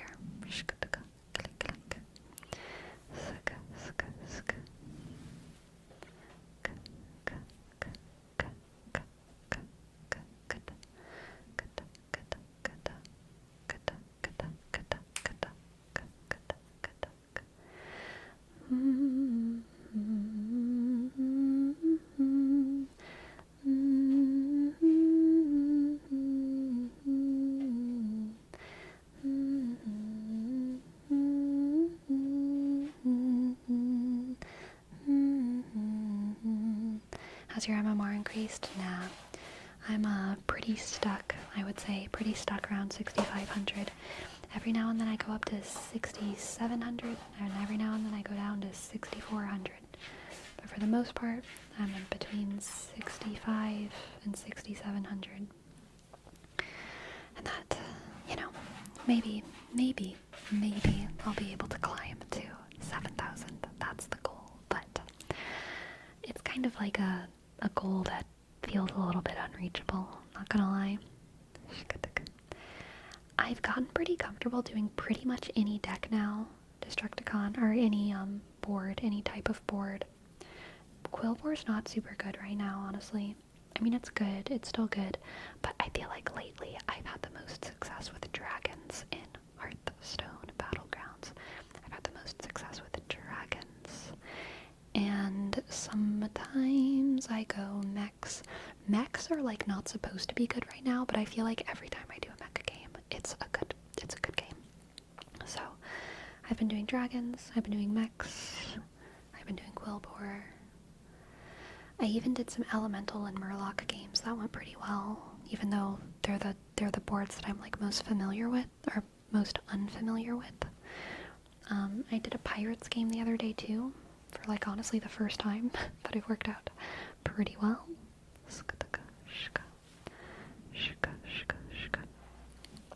Good night, loser Mars. Good night. Have a good one. Have a good one. What do you do with the dragons? I always lose to the top two. You just gotta get them to buff one another, you know? You just gotta get them to all be buffing one another. And you always want, I don't know the names of any cards. I always just go by what they look like. I'm horrible at memorizing the names. But the guy that makes your end of turn effects trigger twice, you always want him. And I like the dragon that gains 1/1 for all the other dragons. And if he's golden and your end of turn effects are triggering twice, he's always very good. And honestly, the best way to build dragons right now is to go demon dragons and buff the heck out of your tavern with the green battle cry elemental that makes it so that minions in the tavern have 1/1, and you just want to I try to get a minion that triggers battle cries either an extra time, or there's like a murloc that triggers battle cries when it dies. There's other things. Oh, there's the beast that triggers battle cries, but that doesn't work because that's only in combat. But you want to get the rainbow dragon demons, okay? You want to get the rainbow dragon demons and make them eat the tavern and buff the tavern to infinity. That is like the way to go dragons right now. If you want to beat the top two. If you're not just looking to win, but if you're looking to be the king to take the crown, you need to buff the heck out of your tavern and get the rainbow dragons and trigger their battle cries with spells and whatever else you have. Some quests will trigger battle cries. Yes.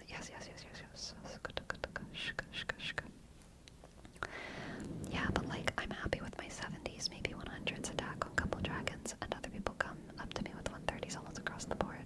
So my dragons look like whelplings. Yeah, it's because they're eating the tavern, okay? Okay? You gotta start building your whelp wrangler early, and the dragon, the little purple guy that gives your other dragons attack at the end of your turn.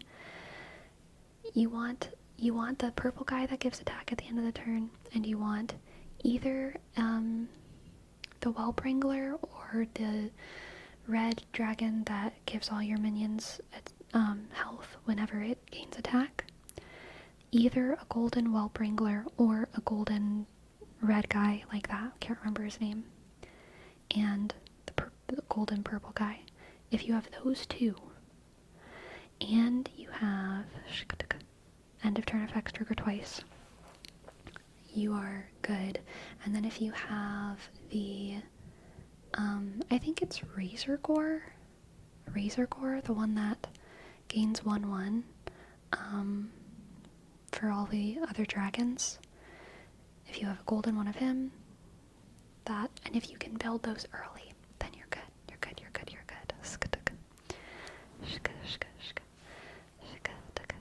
Do you focus on leveling your tavern or purchasing cards? It depends on the game. It also depends on what tribe I'm doing. For dragons, for dragons I usually stop at tier 5. There's not too much of a reason to go to tier 6 for me, unless I'm doing a battle cry build, in which case there's the tier 6 battle cry dragon that's really good. But in general, for dragons, I stop at tier 5. For Quillbore, I stop at tier 4. For undead, I want to go all the way to tier 6. For mechs, I want to go to 5 or 6. Yeah.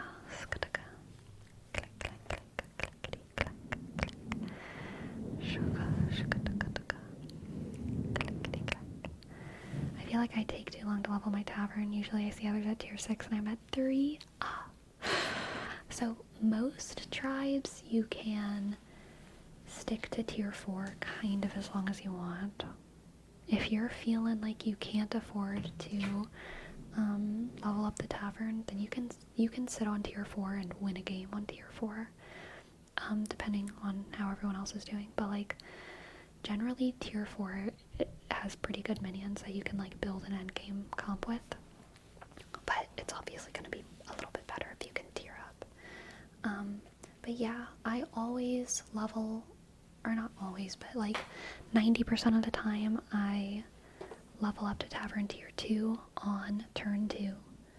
I level up to tavern tier 3 whenever it only costs either 4 or 3. I think that's either turn 5 or 6. And then I level up to tavern tier 4 usually when it costs 5. And after that, it's really just depends.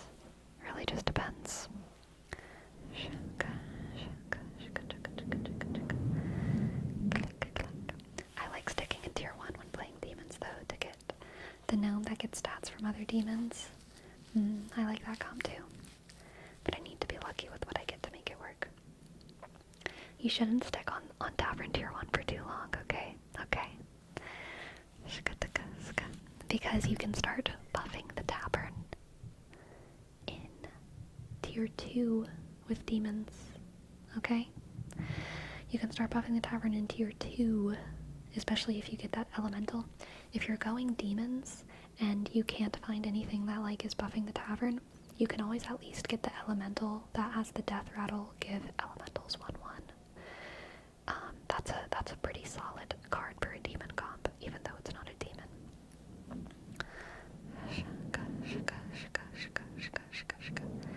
But if I upgrade the tavern, then there's less chance for me to get the gnome. The gnome's not that important. He's not that important. The most important things for the demon build are Soul Rewinder and maybe the red guy, whose name I can't remember. But like really to make demons work, you just need Soul Rewinder, and then you need to buff the heck out of your tavern. Satan. Yeah.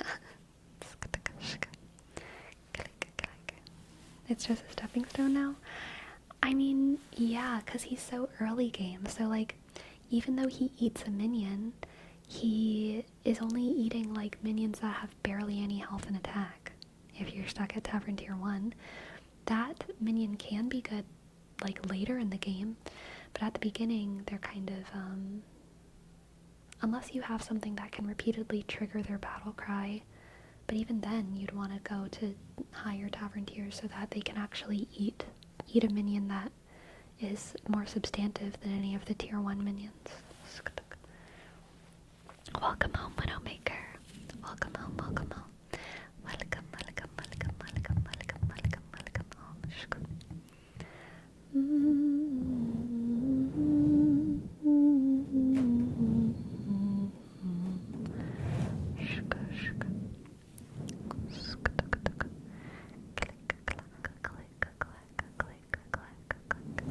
My cat is crawling inside of a cardboard box. So you might hear some cat noises, cat noises, cat noises.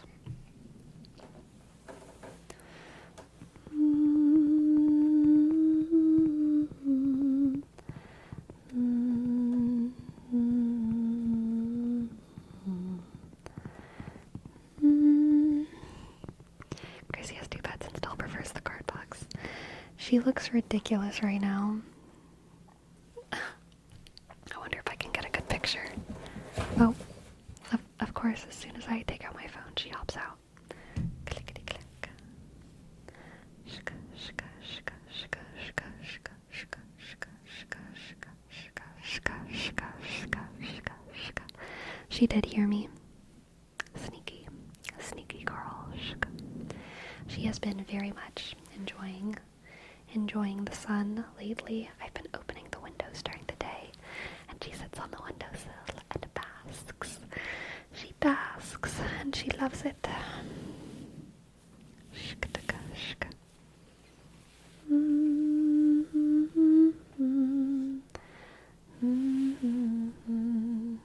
Yes, her name is spelled with a C as in cat. Gracie. Was Gracie extra cuddly due to the injury? She was not extra cuddly. In fact, I think whenever my arm was super inflamed, she like wanted to be on top of it because it was warm. I was just a portable arm heater, and so she would like crawl on top of it, but it kind of hurt, so I would like be like, please girl, please don't crawl right on top of it. And I would try to shift her around, but she would like keep trying to get on it any way she could, and I would be like, no.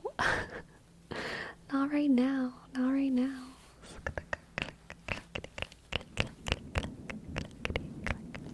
The other day in conversation, I can't remember what I said. I said something, and then immediately after I said click clack, click clack. Whoops. Click clack, click clack. Click clack, click clack. Click clack, click clack. IRL, yes, IRL. I wish I could remember this conversation.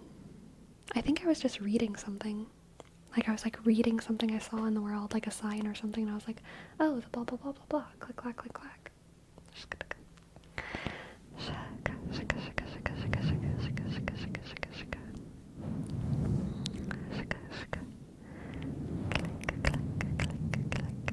At least he didn't say that to anybody.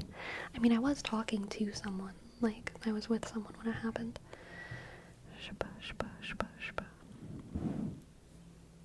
Okay, that'll be $108 for the cantaloupe. Click, clack, no please.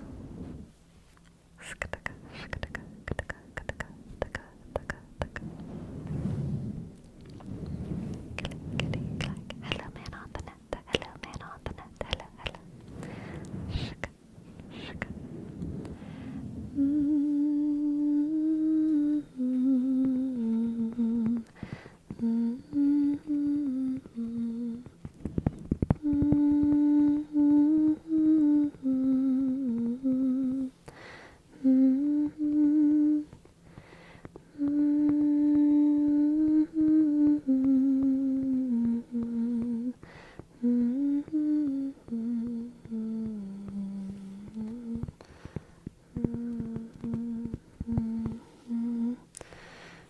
whisper soft speak instead of normal talking? Definitely not.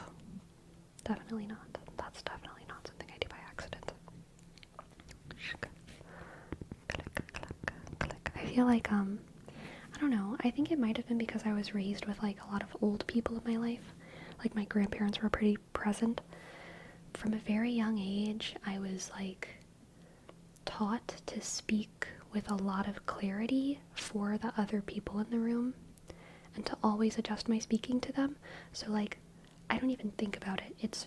I do not think about cognizantly my voice, like when I'm talking, but I feel like I very naturally cater my volume and my speed to the people that I'm talking to. So, like, especially with older people, obviously, like, I tend to talk, like, louder. And a little bit more slowly, especially if there's, like, any signs that they have bad hearing. You can tell if not a bad person, if an old person has bad hearing if they're, like, looking at your mouth all the time, you know? They're, like, because they're, like, kind of trying to lip read a little bit, or if they're, like, turning their head. You can tell. And I don't even, like, I don't think about those cues cognizantly, but I, like, do it subconsciously, I guess. But yeah, so I don't feel like I'm ever, like, absent-mindedly accidentally whispering or something. Yeah, I just do it automatically. Are you a big fan of the elderly? Heck yeah. I love old people. Yeah.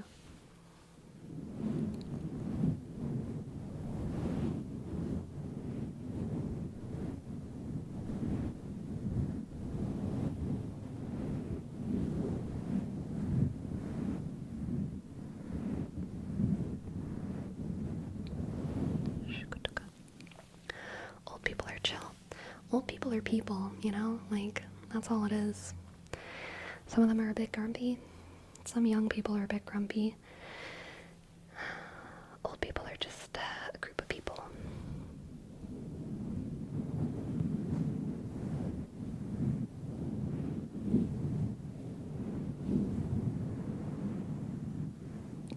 Old people do have very good stories. True. A lot of young people are grumpy. Yes. The world's got a grump problem, okay?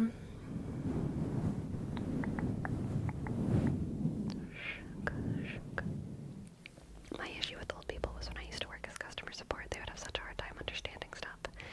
Yeah, that's fair.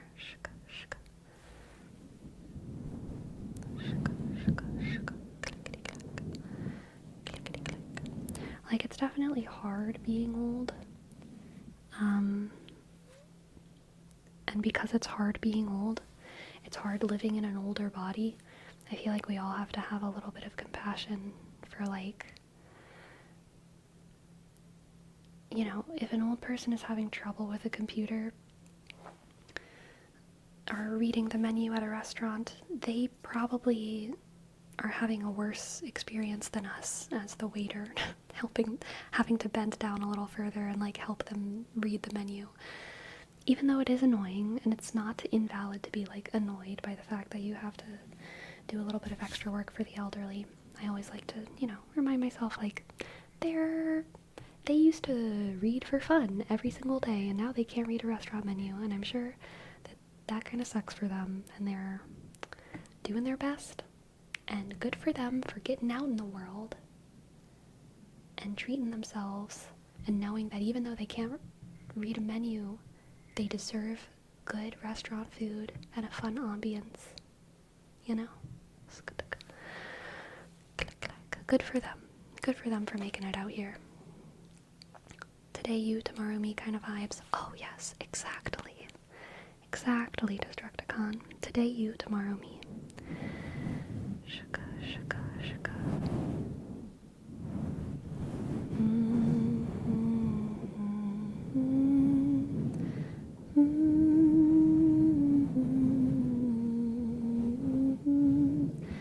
Helping them's not my issue, honestly. I'm happy to. It's if they get upset for some random reason that I'm a little annoyed. Yeah. I feel like, yeah, if you're working in customer service, and I've worked as a waiter before, so like, I've definitely had my share of difficult interactions with like the elderly in like restaurants and in retail a little bit. But like they I don't know. Like if I just feel like I can't help someone and nothing I do is going to make them happy, it doesn't really make me sad. It just makes me feel like okay. You know? Like I'm just going to do my job as best as I can. But it doesn't really make me sad whenever I can't help someone if I know that I'm doing everything I can for them. Like, I've given you everything I can. If you're going to be upset about it, then I'll know I did my best. And that's just the way that is.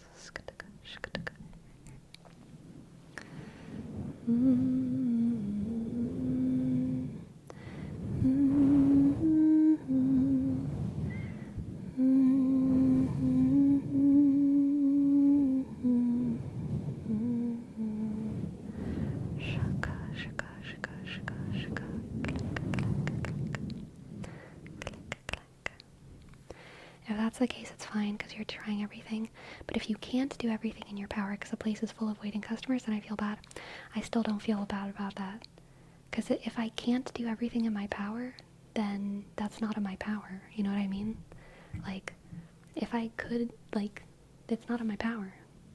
The ideal circumstances are not the circumstances laid out for us. You know? So it's like, if I'm too busy, then I do everything that I can as a busy person. Rydale, thank you, thank you, thank you, thank you. Thank you for your sub, thank you for your 3 months. Thank you for your 3 months.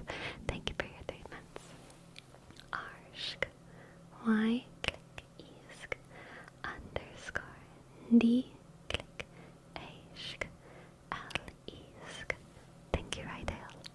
I will say one good thing about being a server in a restaurant as opposed to maybe working at like a call center or like helping doing customer service in a different way is that whenever you're in a restaurant, everyone, especially a small restaurant, everyone can see when you're working with someone else. So if I have like 5 tables that I'm working and there's this one like really impatient family of 5, and I'm never fast enough for them. They have one thing and they need another thing and they need another thing.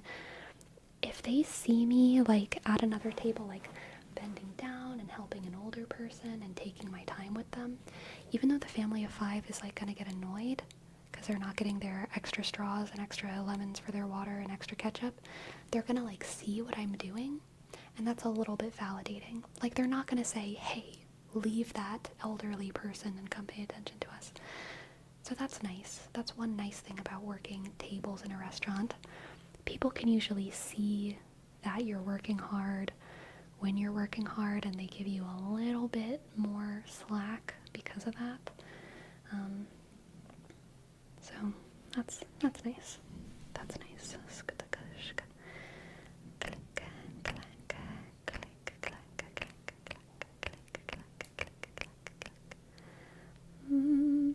Honestly, even though customer service is rough, I feel good about what I can do to make someone stay a little better. I completely agree, BNB. I feel the same way.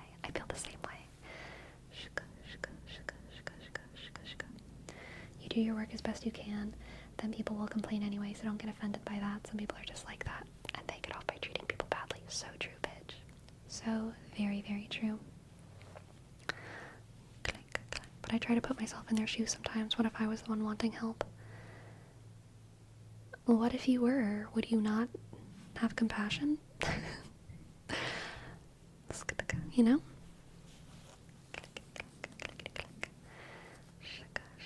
In my case, other customers thought I was just chatting with the person at my desk. That can happen with servers too, because you're trying to get tips from everyone, right? So like, you're kind of trying to ask how everyone's day is, and ask if they're just passing through, and ask whatever. But I don't know. In my experience, nice people understand, and mean people don't understand, and they would never understand. So, like, I'm only trying to impress the nice people. I'm not particularly, I don't particularly care about, like, impressing people who have a selfish and inconsiderate set of values and expectations. I'm happy if they're happy, but, like, I don't really care about their judgment of me, because I'm not getting a tip from them anyway. So, like, whatever. Or, like, a good tip. What's your opinion on tip culture in restaurants? So this is massively different in different parts of the world. So I can only speak to America. Okay? I can only speak to America because it's very different in different parts of the world. But in America, even though I think tip culture is dumb and not good and annoying, it is unfortunately the set of circumstances that we are in. Like, servers are not paid enough, so if you want to be like if you want to be a better person, not a good person, you can be a good person and not tip, but if you want to be a better person, I think you would tip more and tip better, because servers are not paid enough. But obviously it's unfair to put the burden of an employer on a customer. That's, like, annoying, and it doesn't make sense, and it's very silly. But in the US, servers aren't paid enough. So if you want to support them, it's a better person kind of thing to do, to tip them. And so I tip. But I don't judge people who don't tip out of rebellion for the system. As a server, I've had regulars who don't tip. I don't hold it against them, but I've known other servers who have held it against them. So, like, I get it. I think the institution of tipping, the convention of tipping, is serving no one except for owners, right? It's not serving the customer. It's not serving the server. It's for the owners, which always makes me critical. Not that all owners and bosses are bad, but I think generally our workplaces should be organized around the actual work being done, and compensation for that work. So the convention as a whole, heavily critical of it. I wish it was different. I wish servers just got paid by their boss for the work that they do. Are waitresses paid at least minimum wage in the US? No. There is a different minimum wage for servers. It is $2.25 an hour, if I remember correctly. It's less than $3. It might be $2.75. Minimum wage in the US is $7.25 an hour. $7.25. And in a lot of states, it's more than that. In a lot of states, in Oregon, the minimum wage is $13.25, but some states don't have a state minimum wage, so they just use the federal minimum wage, which is $7.25. Servers are paid $2.25 an hour, and then they get tips on top of that. Now, if with tips a server makes less than $7.25 an hour, the boss is required to compensate for that difference. But if the boss has to do that more than once or twice, that employee's getting fired. They don't want that. So if you're a bad server and you don't get tips, your boss will cover your work for that day, but you're probably gonna get fired because you're not being a good server. Dolly Joel, thank you so much for your tip. Thank you. Thank you so much. I would love to give you a tarot or a reading for Luce 06. Hello, Luce.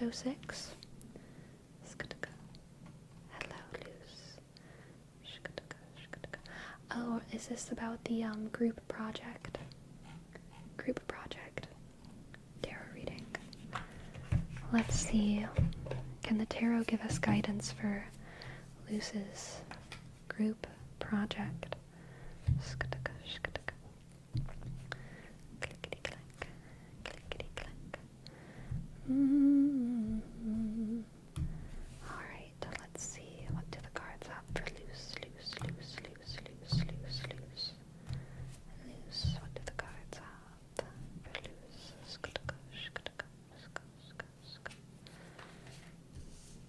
Okay, Luce, we have the Ace of Swords. Oof. The Ace of Swords, the Two of Cups, and the Devil. The Ace of Swords, the Two of Cups, and the Devil. Alright, Luce. I'm gonna give you dangerous advice, okay?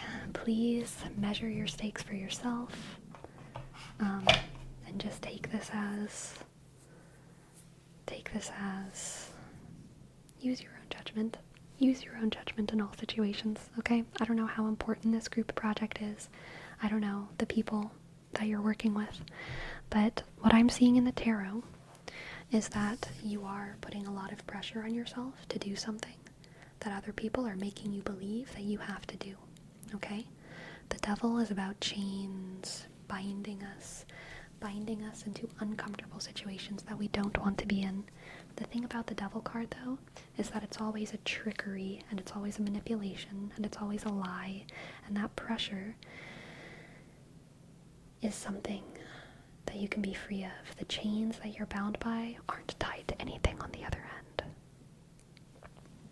So what I feel for you, Luce, is that if you didn't do the group work, they would pick up the slack. But it's probably gonna be scary as heck to go into that zone of like not doing it.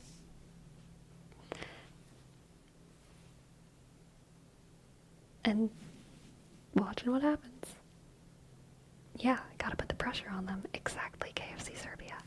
I know it sucks. I know.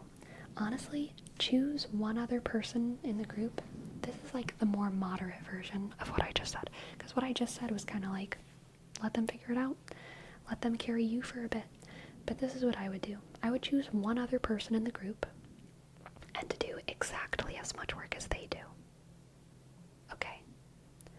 Do exactly as much work as they do. No more, no less. I've done that whenever I was in college. I would just like choose a buddy and be like, okay, they are going to be the thing that I gauge how much effort that I put into this.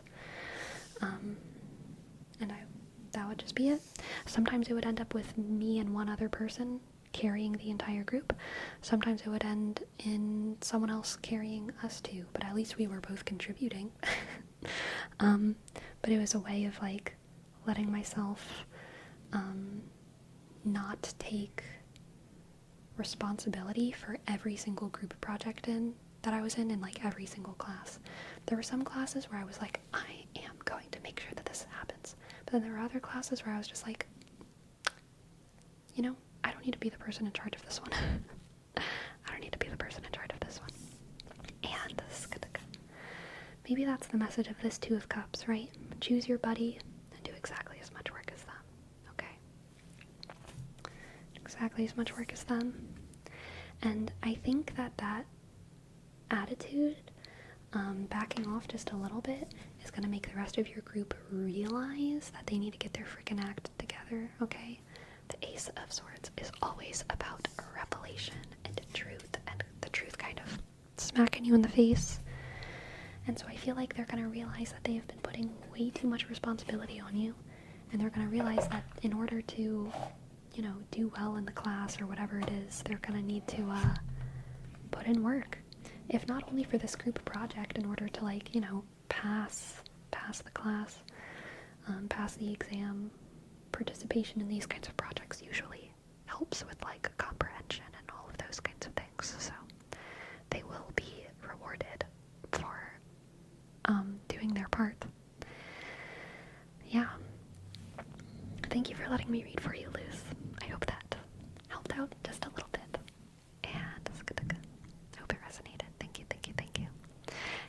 very welcome. You're very welcome.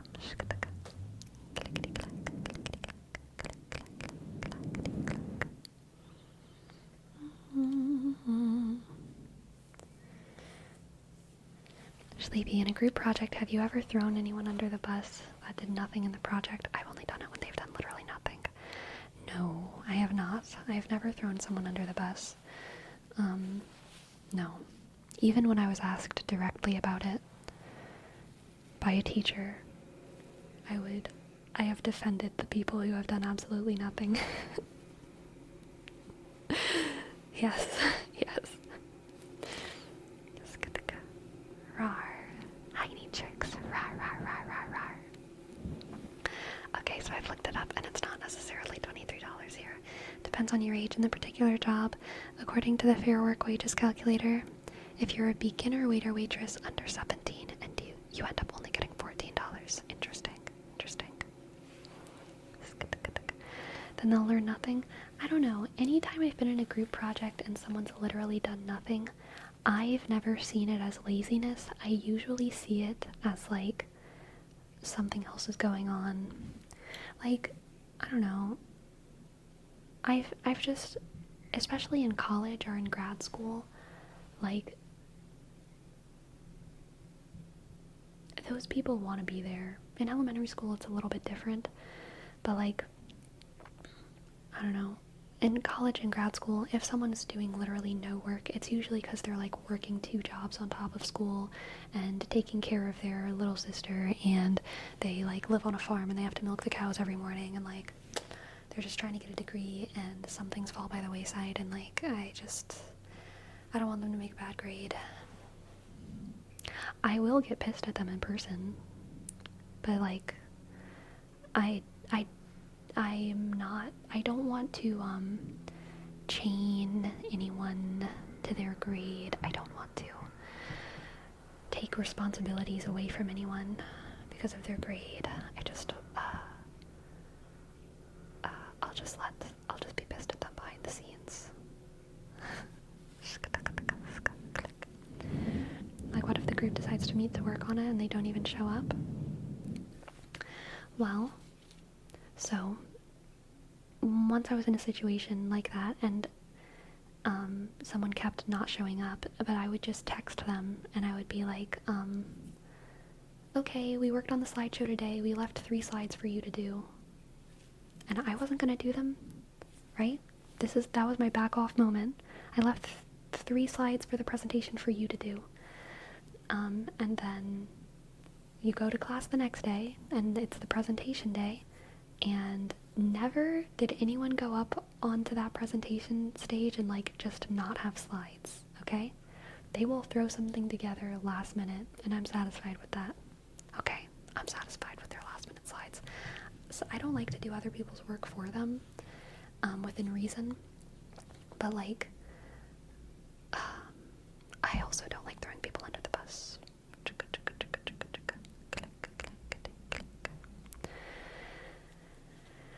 Okay, if you tell us what's happening, I'm okay with letting them get the grade. Oh, if they tell us what's happening, I'm okay with letting them get the grade, but if I'm sending the project late because that person is not doing their part, I'm already taking a hit for sending it late, I would be taking another for sending it incomplete. Maybe I've just like never been screwed over to that extent by someone. I don't know. I've never been in a situation where like I feel completely sabotaged by someone who I'm in a group project with. I felt like people have let me down and have been lazy or have been no-shows, but I've never felt like completely fucked over. Everything was always salvageable, you know? But maybe that's just, yeah, a privilege.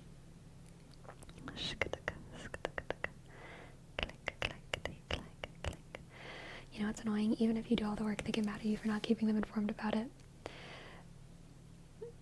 Over communication. I think that's one of like the biggest like lessons of adulthood.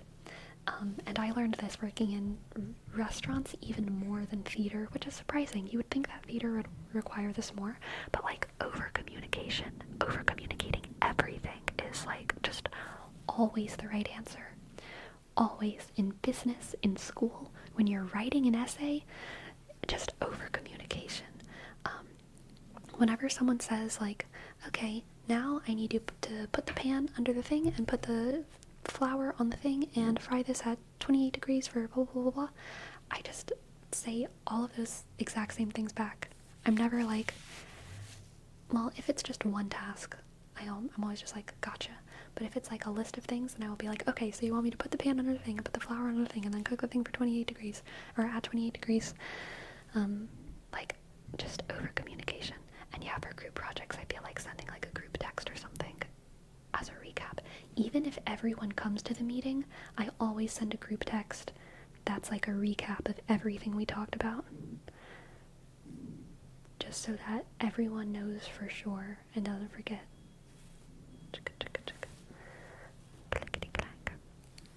I was the one thrown under the bus by two of my friends when they very specifically told me not to do something. And we were scheduled to get together to work on the project. They canceled on me. Oh, that sucks, Nova. I'm sorry. That sucks. Clickety clack, clickety clack, click.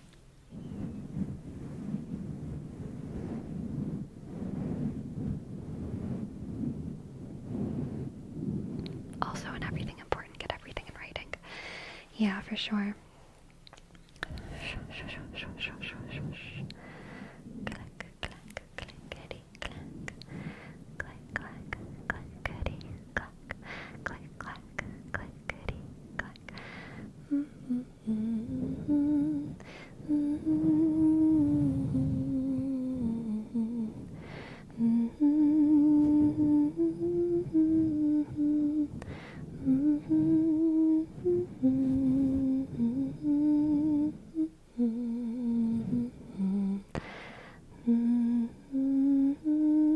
Stream title time? Yes.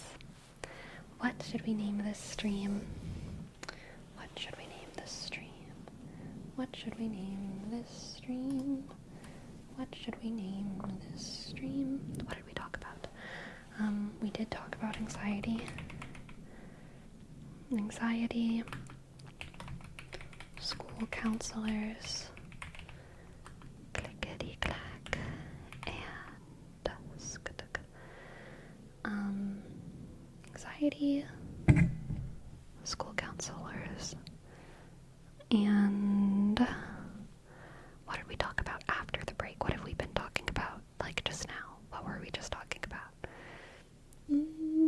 Clickety clack, click clack, click, clickety clack, clack.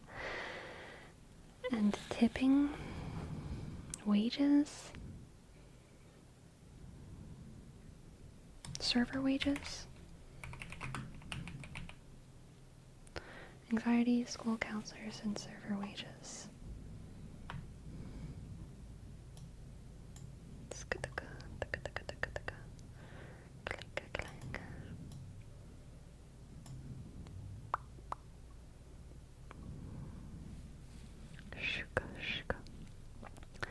Anxiety, school counselors, and how about just anxiety, school counselors, and general compassion?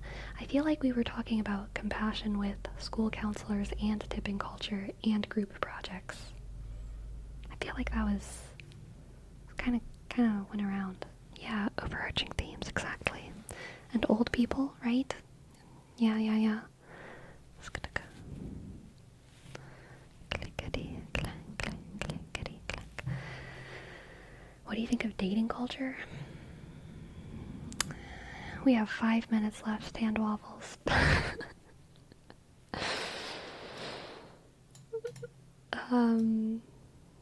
You know what? I think love is beautiful. Love is beautiful. We have love in this world, and that is wonderful and beautiful. So, I have a little mini surprise for everyone tonight. A little mini surprise. We are gonna play Minecraft tonight with Suzy. We're gonna have a good Minecraft time. So around 9 p.m. Click. That is who we shall raid whensoever they begin. Yes, there will probably not be Minecraft on Thursday. Maybe there will be. That's up to Swoozy, so I'm not totally sure. But I think we can definitely do it tonight, okay? Minecraft with or without shaders. Those are questions for the advanced people. Okay. Real voice time. Yes. Exposed. Swoozy does need to repent. Hello, Mickey Alex. Hello. Thank you, and welcome to the chat.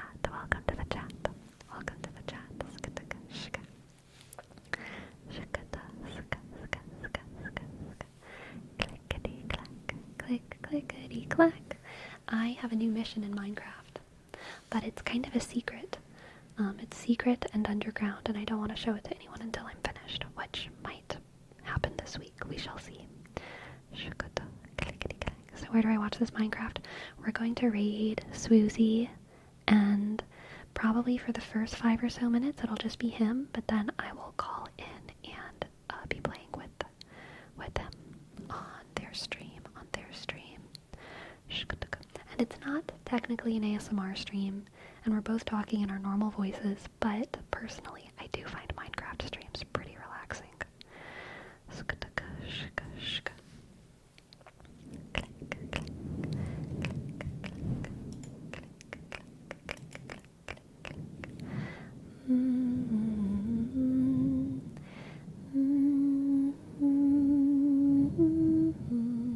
Honestly, we can talk about dating culture there if y'all want. Honestly, that could be fun.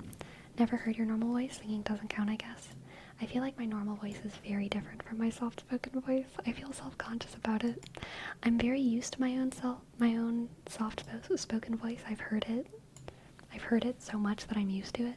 I'm honestly not used to hearing my normal spoken voice, so I kind of have that same dysphoria, I think, that a lot of people have, where they like hate their voice. You know what I mean? It's really different. Yeah, that's what I'm saying. It's much worse. Heard your normal voice, couldn't believe it was you. I know.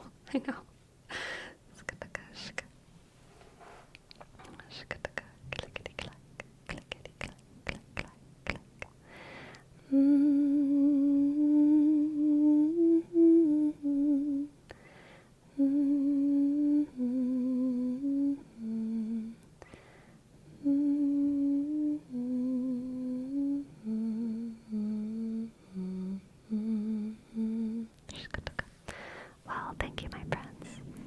We're just waiting for them to start their stream. So we've got a couple minutes to kill. A couple minutes.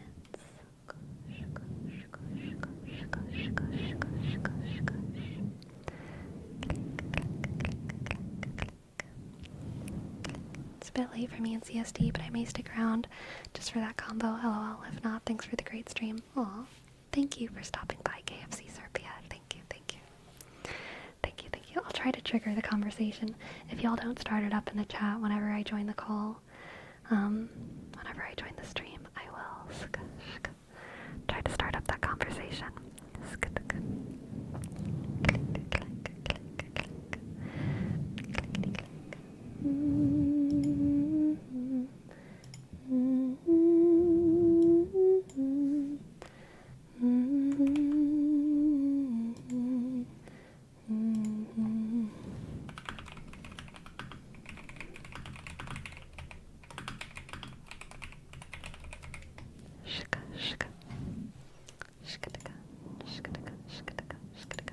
Just immediately spam upon being sent over. Yeah, true. Good night, everyone. I'm so glad. We had a lot of very, very fun conversations tonight. And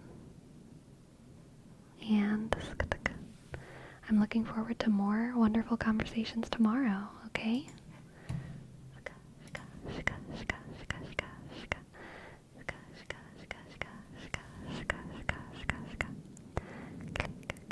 If I was 12 12, I'd be like, can't believe she ain't the girl with no boundaries for real. Well, I'm glad you're not 12. I'm glad you're not 12.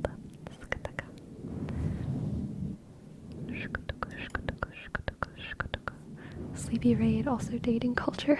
Oh no. Oh no. Guess we spamming repent?